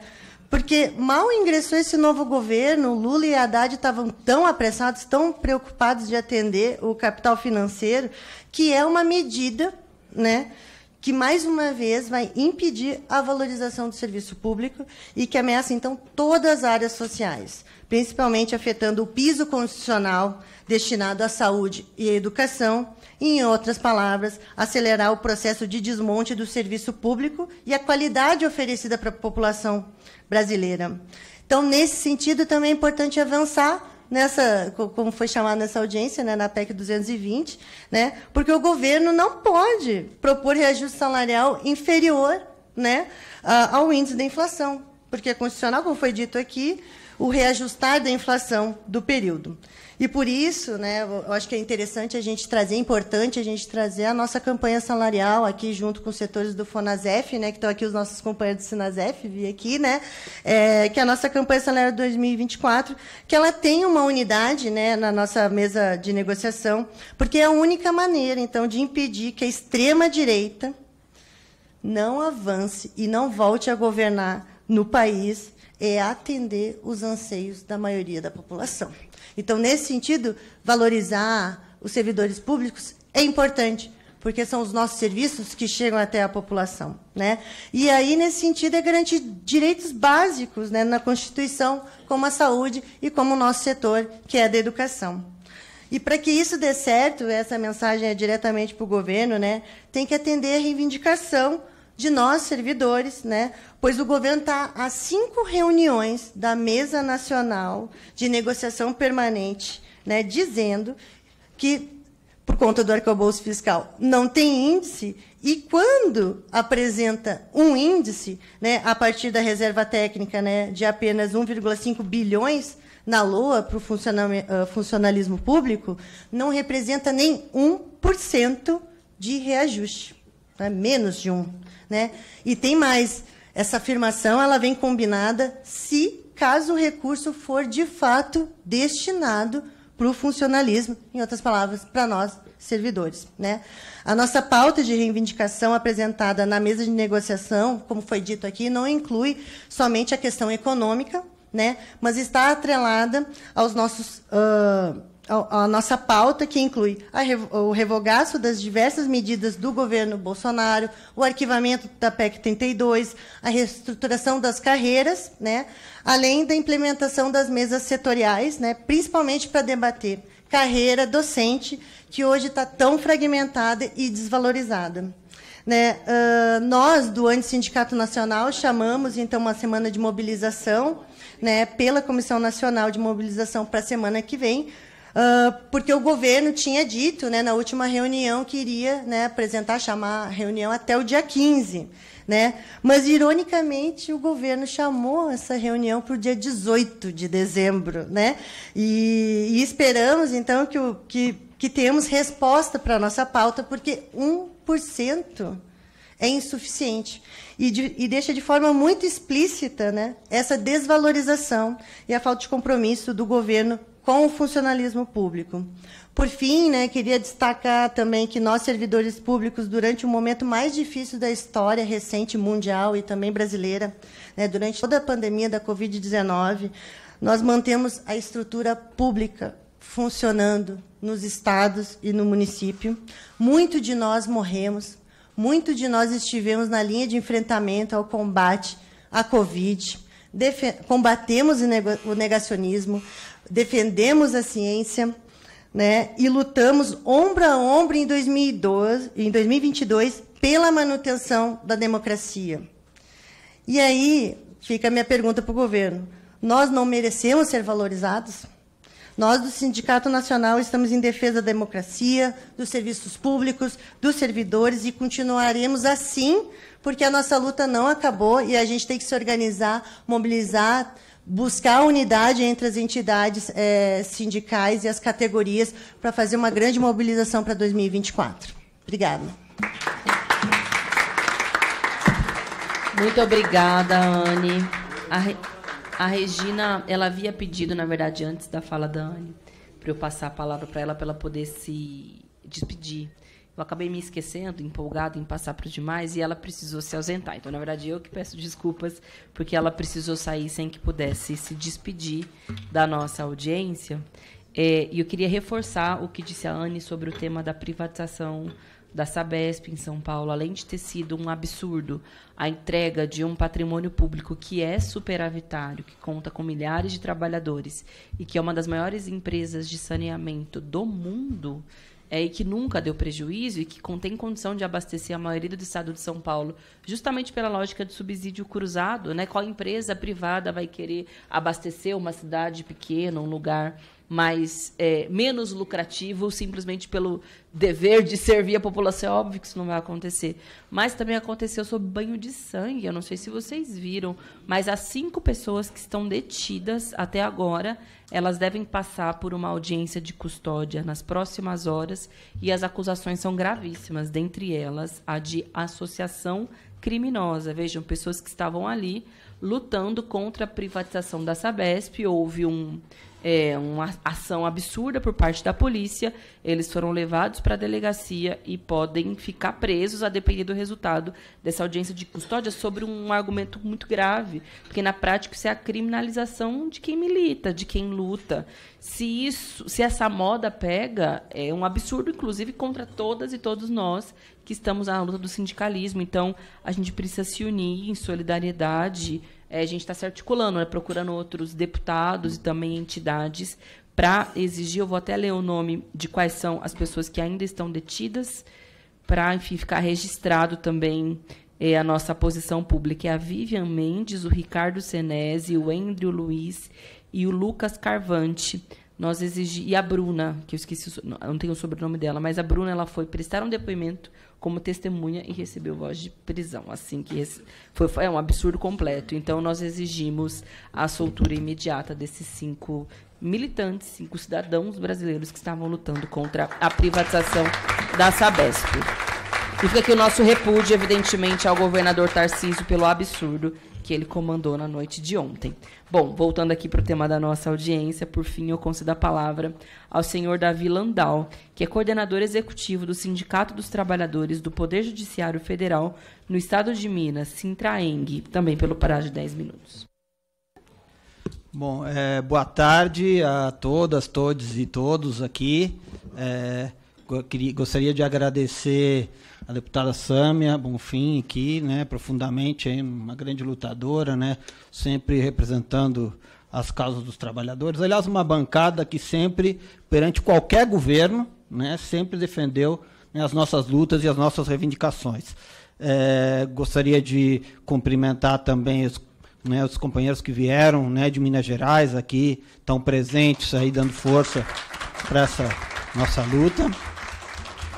Gostaria de cumprimentar o conjunto dos colegas da categoria, quem está acompanhando online também, né, todos os representantes sindicais, né, e, enfim, né, todos os servidores públicos que lutam pelos seus direitos, né. E também, né, cumprimentar a Paula Kaufmann, né, trabalhadora do gabinete aí, que, né, também atuou, né, para garantir essa interlocução tão importante, né, com a Sâmia. A gente sabe que esse tipo de postura nos causa repúdio, e a gente sabe também que aqui também, né, mulheres como você, né, também são ameaçadas aqui na Câmara de Deputados, e tudo isso nos causa repúdio. Aliás, eu queria começar a minha fala fazendo uma denúncia, porque em 1995, o Sintrajuf do Maranhão, né, da nossa categoria lá no Maranhão, denunciou que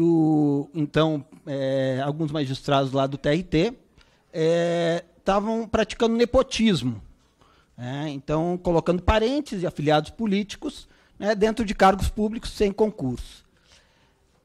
Esse caso ele foi reconhecido, o nepotismo foi reconhecido, as pessoas que foram colocadas irregularmente foram, né, demitidas, o trabalhador que fez essa denúncia foi demitido, mas depois foi reintegrado.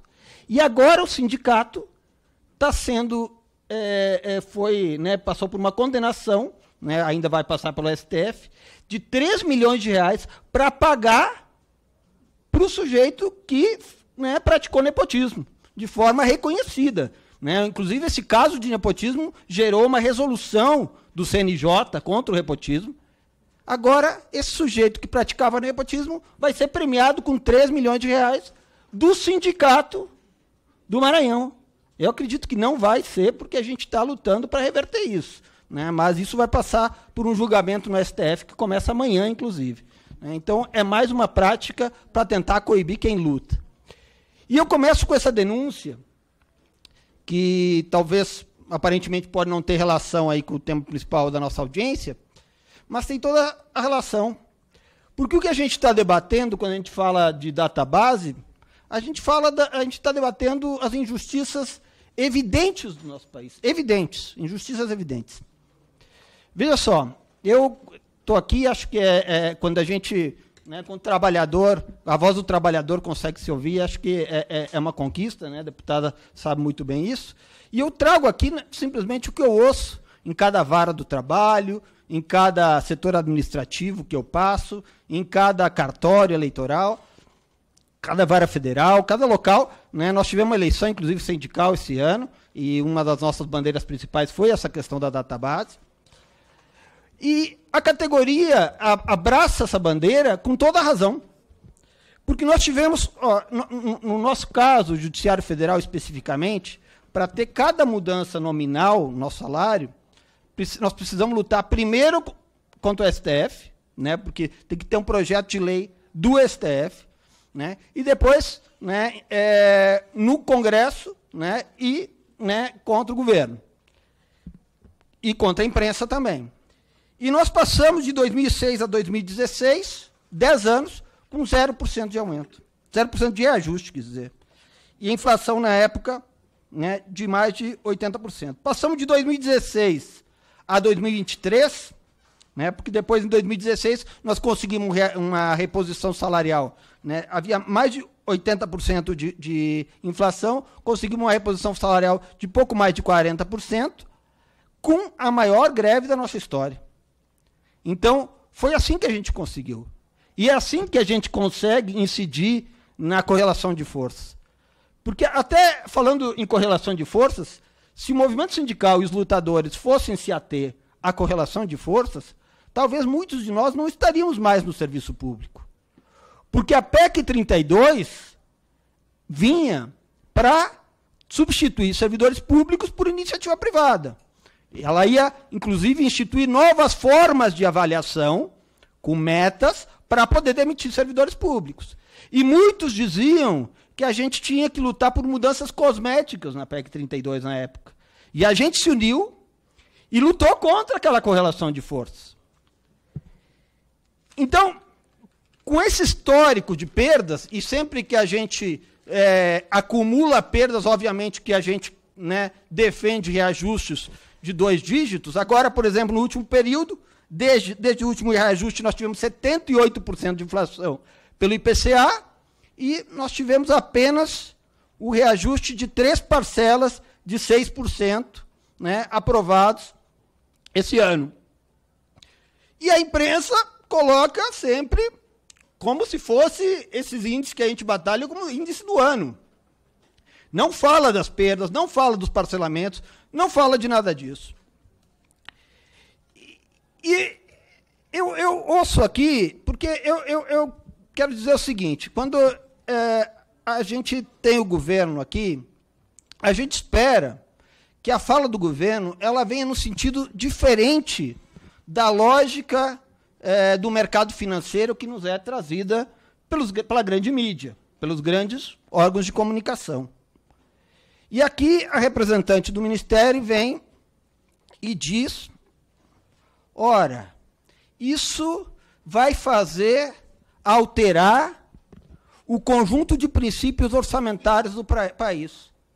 Ora, deputada Sâmia, nós tivemos uma eleição nesse país e eu creio que havia milhares de pessoas nas ruas, milhares de trabalhadores nas ruas, para alterar justamente o conjunto de princípios orçamentários que nós tínhamos nesse país até agora. Ou seja, é um problema alterar? Não. Porque o conjunto de princípios orçamentários que nós temos no país hoje é um conjunto que penaliza os servidores públicos. Por quê? No momento que a gente não tem reposição salarial, não é que não acontece nada. É que a gente tem perdas salariais. São esses dados. 10 anos com 80% de inflação e 0 de reajuste. Isso não é que não acontece nada. Isso são cortes de salário, é diminuição real no valor dos salários.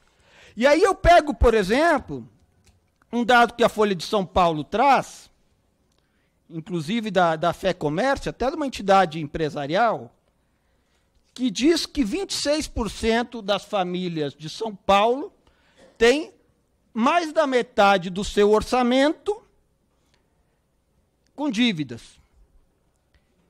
E os liberais dizem assim, não, mas olha, você tem que adequar o seu orçamento ao rendimento. Então, a culpa, quando tem dívida, né, segundo os liberais, seria do trabalhador. Ora, mas se a gente adequa as nossas despesas ao orçamento, se a gente se preocupa em garantir saúde da nossa família, em garantir uma moradia, paga uma prestação de um determinado imóvel, em garantir uma faculdade, uma educação para os nossos filhos, se a gente assume gastos fixos e tem diminuição salarial, o que acontece? De onde sai? Porque dinheiro tem. Nós temos de reservas no Brasil mais de 5 trilhões de reais. Onde é que sai isso? A Globo divulga isso? E para que são esses 5 trilhões de reais? Para garantir se tem algum problema, alguma tragédia no país e tal? Não. É para dar garantia aos bancos, aos rentistas, a quem joga no mercado financeiro. Porque a gente vê, às vezes tem uns livros que colocam como heróis aqueles caras que ganham milhões no mercado financeiro, sem trabalhar. E falam mal de quem ganha trabalhando. Então, nos chamaram a fazer um sacrifício durante a pandemia. Nós tivemos aqui, ó, queda de... Eu tenho aqui, ó, Poder 360. Teve diminuição real do valor do salário de 2018 a 2022 de 10,5%, né, do setor público. Aí, na pandemia, tive que fazer um sacrifício. Sacrifício para quê? Sacrifício para que o mercado financeiro aumentasse a 1,88 trilhões.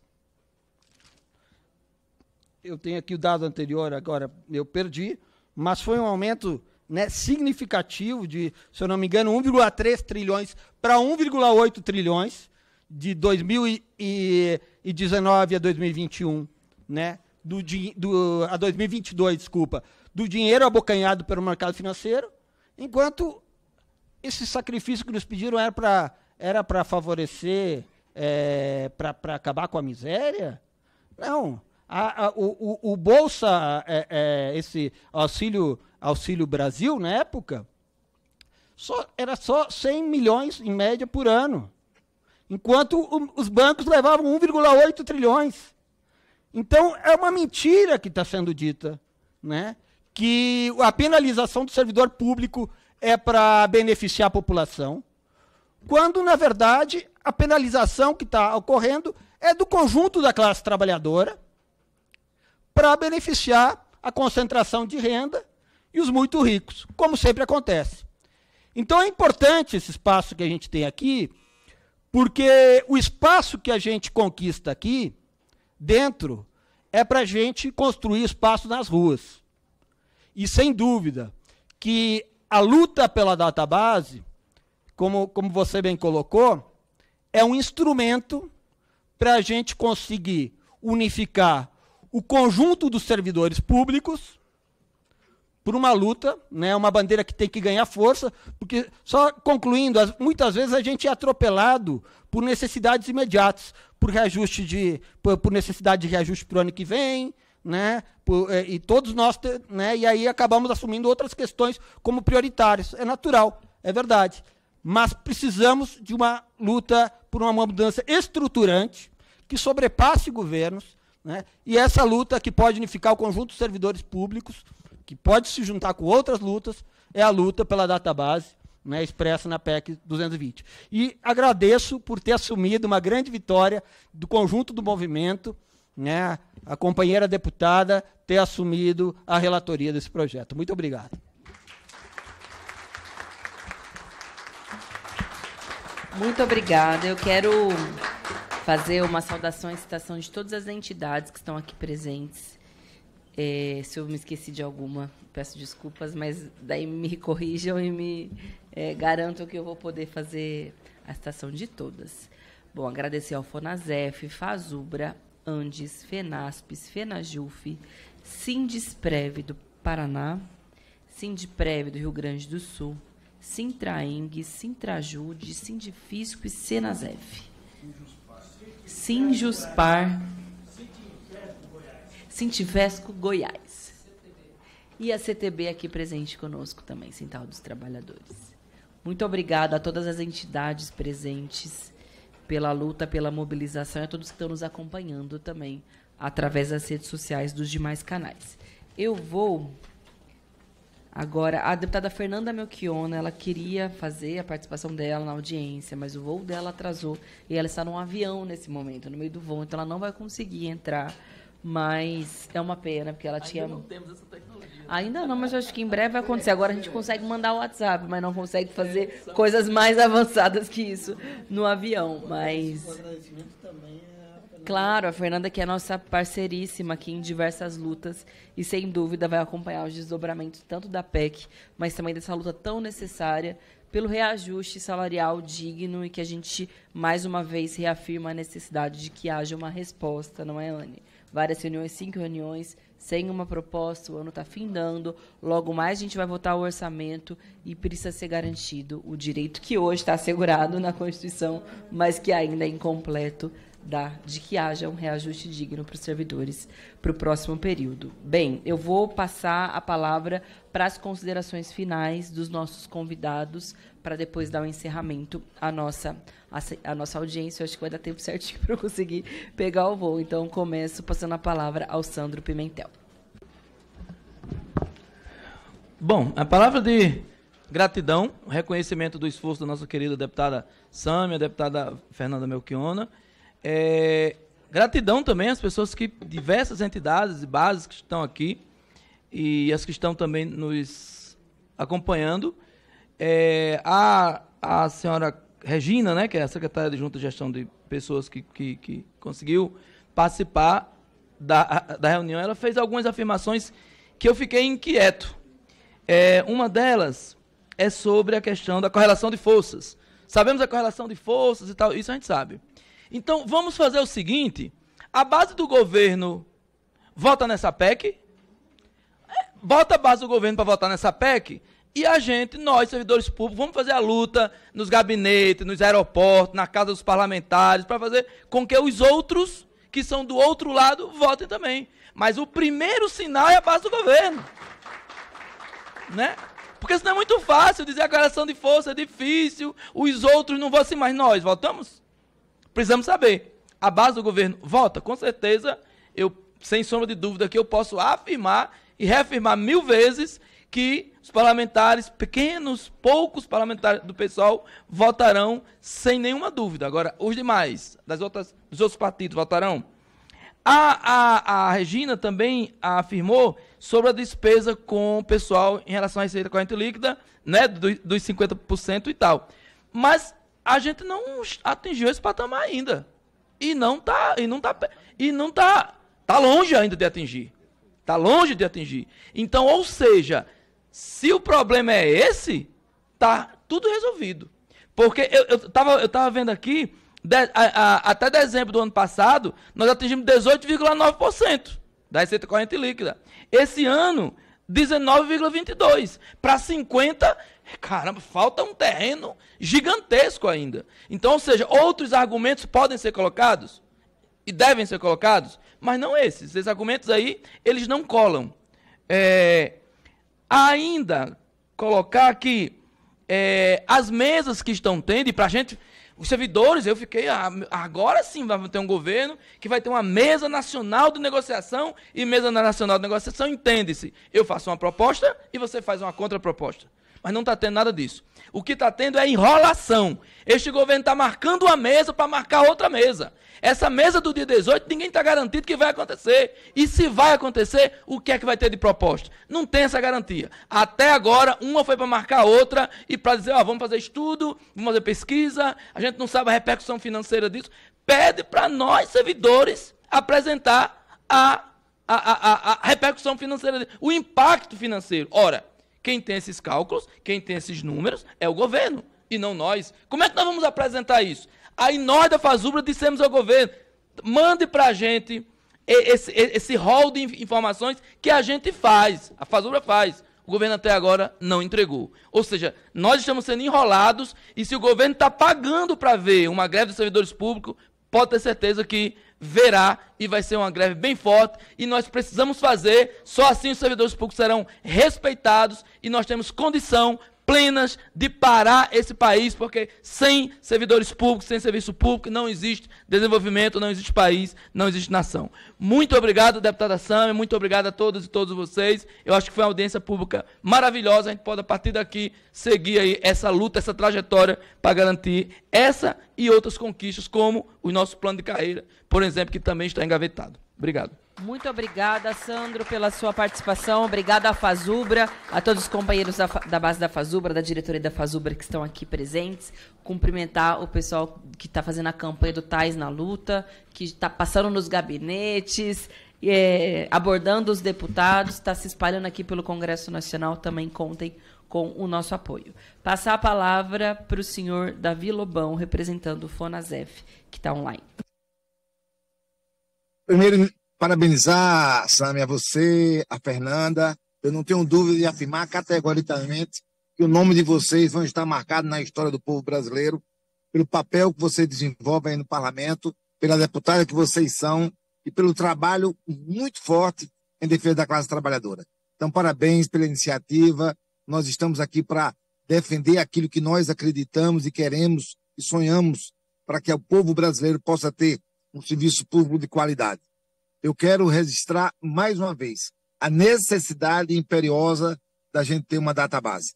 A aprovação dessa PEC vai colocar a gente, servidor público, como trabalhador, com capacidade de discutir e ter a nossa vida acordada, negociada decentemente. Os 4 anos de bolsonarismo, onde a direita não recebeu, não negociou em nenhum momento com a gente, deixa claro a necessidade imperiosa de termos na Constituição a database. O que aconteceu esse ano, em que o governo está levando até o dia 18 de dezembro as negociações, sem dar uma única resposta à classe trabalhadora, mostra categoricamente a necessidade imperiosa da gente ter uma database. Então, Sâmia, é de muita importância para a gente, porque a gente precisa ter, no mínimo, o mesmo direito que os demais servidores têm Brasil afora.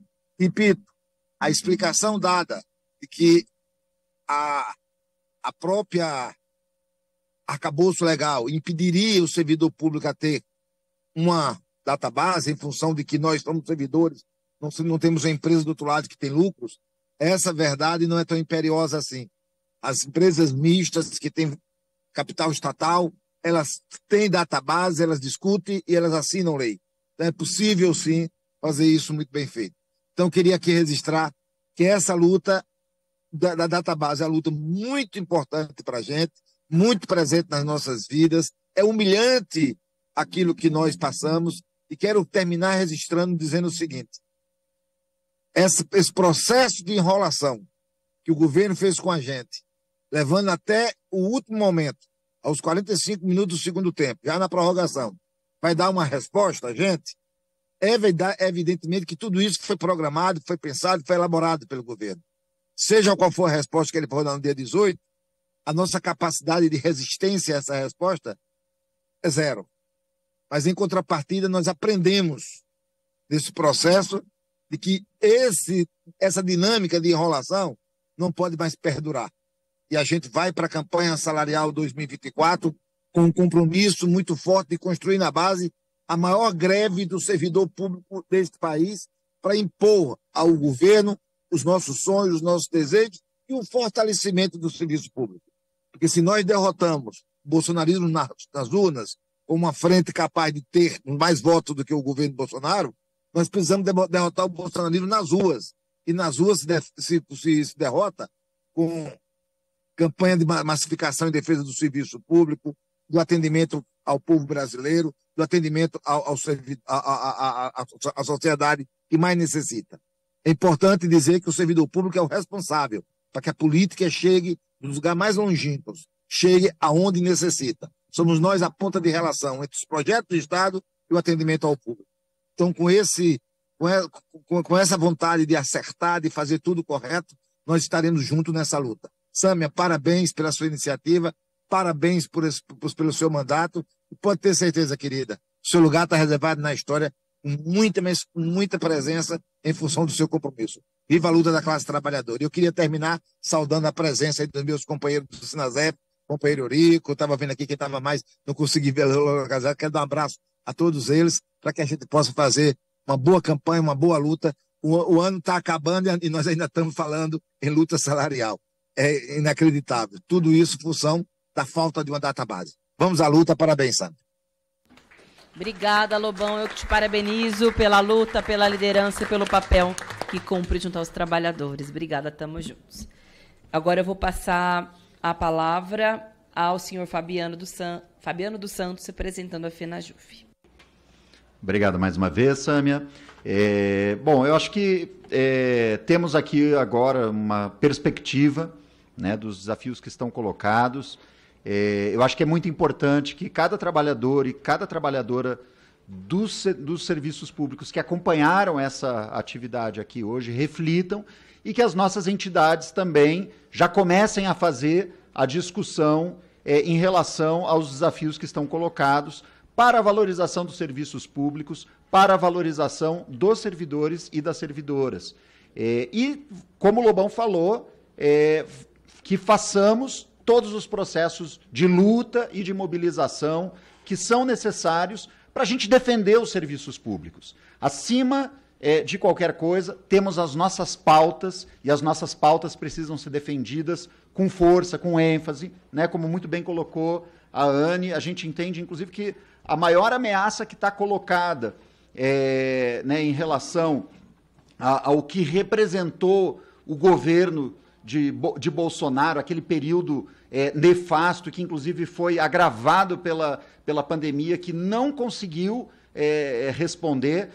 A forma mais efetiva da gente enfrentar isso é atendendo a necessidade que a nossa população passa. E, para isso, a gente precisa ter clara quais são as nossas pautas e precisamos defendê-la. O direito à reposição salarial das perdas inflacionárias precisa ser assegurado. Precisa ser assegurado para cada trabalhador e cada trabalhadora, inclusive do serviço público, porque somos trabalhadores e trabalhadoras como qualquer outro. Então é isso, acho que essa perspectiva está colocada, eu acho que todos e todas saímos daqui com uma missão, e quero finalizar saudando a cada uma que esteve presente aqui nesse plenário. É uma satisfação ver o plenário cheio, a cada um e cada uma que nos acompanhou de forma online, e, em especial, né, aqui aos companheiros e companheiras da mesa, a deputada Sâmia, também estendendo a deputada Fernanda Melchiona, né, que também participou do requerimento que resultou, né, nessa audiência pública, nesse importante espaço, e temos a certeza de que vamos seguir juntos nas lutas. Não vamos abrir mão de que a PEC 220 seja discutida, sim. E se temos questões a enfrentar, vamos enfrentá-las no debate. Não podemos desqualificar previamente a discussão, que é a tarefa dessa casa aqui, que seja feita e que seja bem feita. Muito obrigada, Fabiana. Agradeço a todos os companheiros da FENAJUF também, que estão presentes e que nos acompanham. Passo a palavra agora a Anne Schmaltz para suas considerações finais, se apresentando antes. Mais uma vez, quero agradecer o espaço, né, a deputada Sâmia Bonfim, a deputada Fernanda Melchiona, né, por dar voz, né, permitir que tenhamos voz. Né, eu acho que é sempre bom reforçar isso. Nós temos parceiros, né, dentro da institucionalidade, né, que está em defesa do serviço público, dos servidores, né, nesse momento que a gente está discutindo, foi discutido, né, nessa audiência, né, a PEC 220, né, onde a secretária que colocou como justificativa, né, caso fosse aprovada, né, que alteraria todo o princípio orçamentário do governo. Olha só, veja só, Bolsonaro furou o teto dos gastos. Por muito menos. Por muito menos. Né? E um governo o qual a gente ajudou a eleger, nem isso, nem avança em relação a isso. Né? Sabemos de tudo que tem por trás, da responsabilidade fiscal e tal, mas qual a mensagem política quando o governo sinaliza isso para nós, né? Que as palavras da secretária não vai prosperar.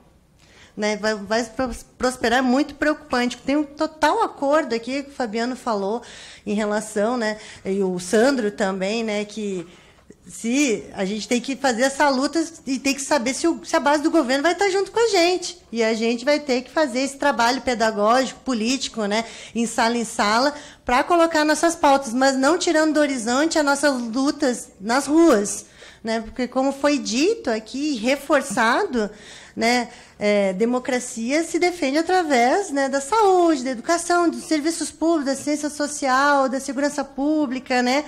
Porque se a gente está colocando aqui, né, também em perspectiva que a ameaça da extrema-direita retornar e que ela avance na consciência, né, da população brasileira, O mínimo que o governo e o Estado têm que garantir são os direitos básicos, porque é isso que faz a população virar a roda, né? É isso que faz virar a correlação de forças. É a gente ter mobilização de rua, mas que também seja garantido os nossos direitos através do fortalecimento do serviço público e, no caso aqui de nós, servidores, a nossa campanha salarial, nossa pauta que nós trazemos.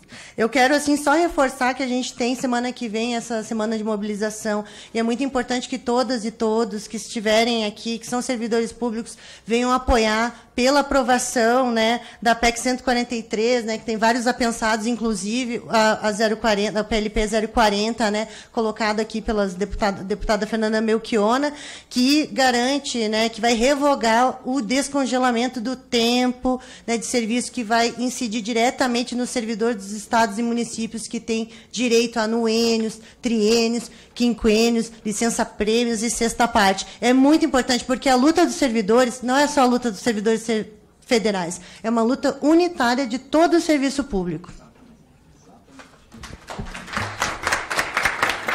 Muito obrigada, Anne, pela sua participação. Um abraço a todos do Andes. Eu quero cumprimentar e agradecer a presença da deputada Dandara, do PT de Minas Gerais, que veio aqui à nossa audiência pública, e já passo imediatamente a palavra a ela, nossa parceira de tantas lutas, a que foi relatora da nova lei de cotas no Brasil. Dandara chegou esse ano no Congresso Nacional, mas já com um papel fundamental para a nossa juventude, para as negras e para os negros do nosso país e para todos aqueles que defendem direitos de uma sociedade mais justa. Dandara, muito obrigada pela sua presença. Passo a palavra. Obrigada, Sami. Aprendo muito com você todos os dias. Estamos juntas na caminhada. Quero parabenizar a realização dessa audiência pública, dizer que nós precisamos realmente garantir direitos para os servidores públicos federais, estaduais, garantir que a gente tenha planos de cargos e carreira que realmente assegure uma qualidade de vida e bem viver. Não dá para a gente condicionar cada reajuste que tem a uma greve, mesa de negociação, paralisação, mobilização geral, pressão. Precisamos avançar realmente para ter algo instituído. Então, acho que acompanhar a inflação e garantir que todo ano o salário seja reajustado de acordo com a inflação, assim como nós garantimos, por exemplo, no salário mínimo, é o mínimo para a gente conseguir garantir dignidade e bem viver. Em especial num tempo em que a qualidade de vida dos nossos servidores estão sendo duramente atacadas. Quero registrar aqui, inclusive, a minha solidariedade àqueles e aquelas que enfrentaram na linha de frente, no serviço público, a pandemia, o desgoverno Bolsonaro, os retrocessos todos que nós tivemos e que garantiram o funcionamento desse país. Então, para a gente, de fato, avançar no fortalecimento da democracia, da qualidade do serviço público que nós ofertamos, garantir esse reajuste é fundamental. Contem com a gente, com o nosso mandato. Venho aqui também como vice-líder da bancada do PT, sou de Minas Gerais e estamos aí sempre na luta. Muito obrigada. Muito obrigada, Dandara, pela parceria e pelo papel em todas as lutas. Passo a palavra agora ao senhor Davi Landau, representando os trabalhadores do Poder Judiciário Federal no estado de Minas Gerais, Sintraeng. Aqui, ó. Alô, primeiro estender o agradecimento que eu já fiz no início também à deputada Fernanda Melchiona, né, por estar promovendo esse espaço. Nós somos 11 milhões de servidores públicos em todo o país, né, desde aquela enfermeira no posto de saúde, né, até quem, né, no caso da nossa categoria, né, garante aquele processo para, né, ter um benefício previdenciário que às vezes, né, não é conseguido administrativamente, aquele trabalhador, né, aquele trabalhador que atende ao outro trabalhador que às vezes é demitido e o patrão diz assim, vai procurar a Justiça do Trabalho, porque, né, tchau, dá um tchau para o trabalhador, vai procurar a Justiça do Trabalho, não dá um centavo. E a Justiça do Trabalho, né, são os colegas que garantem a realização das eleições também, né, e como todos os trabalhadores da educação, da saúde, né, e nós somos aqueles que garantem o pouco de direitos, uma parte dos direitos que estão previstos na Constituição, né, porque a gente sabe que muitos estão lá escritos e, de fato, não são garantidos. mas não por nossa culpa. Nós somos aqueles que se sacrificam para que uma parte daqueles direitos que estão lá escritos na Constituição sejam, de fato, efetivados. E, por isso, nós temos muito orgulho do nosso papel como servidores públicos. E, por isso, nós não vamos deixar continuar sendo punidos. Não, porque o que se propõe, no momento em que se é contra o reajuste da inflação, é o aprofundamento da penalização que a gente já viu. Não é só manter o arroxo que a gente viveu nos últimos anos, mas continuar o arroxo. E isso nós não podemos aceitar. Não há nenhuma lógica que permita isso. Então, para nós, o importante também desse espaço é mostrar os absurdos. Porque a nossa luta, que é a luta do servidor, é a luta do conjunto dos trabalhadores também. Porque todos os trabalhadores têm direito à reposição inflacionária. E, às vezes, os absurdos acontecem porque ninguém fica sabendo, porque a imprensa não divulga. Então, o que a gente quer mostrar é esse absurdo, que, para garantir um aumento de 36%, né, no rendimento dos banqueiros entre 2020 e 2022, que agora eu peguei o dado certo, né, se penaliza uma categoria. Se pegasse, só um dado, se pegasse 3% dos juros que são pagos da dívida, já daria para pagar 25% de reajuste para todos os servidores de todas as áreas, só 3%. E lembrando que esses juros, há 2 anos atrás, eram 2%, agora são 13%. Aumentou em 11%. E só 3% já daria para pagar 25%. Então, nós temos que mostrar o absurdo, porque o absurdo não aparece. E nós queremos, sim, nós queremos ter o governo como do nosso lado, para lutar contra isso. Nós queremos ter o governo do nosso lado. Nós queremos que o governo chegue para o senhor Arthur Lira e para os banqueiros, né, defendendo um arcabouço para o trabalhador, não um arcabouço para a burguesia, para um arcabouço para os banqueiros. Um arcabouço que garanta os direitos do trabalhador e não que continue diminuindo o nosso salário real. Obrigado a todos. Muito obrigado, Landau. Eu quero agradecer a todo mundo pela presença, pela participação. Eu já vou encerrar a nossa audiência, mas eu queria propor que agora, ao final, a gente se juntasse para uma foto. Quem está na mesa descer, porque fica mais bonito pegar a foto de cima. E aí, vocês que estão aí, podem ficar aí. Aí, a nossa orientação aqui do pessoal do audiovisual é essa.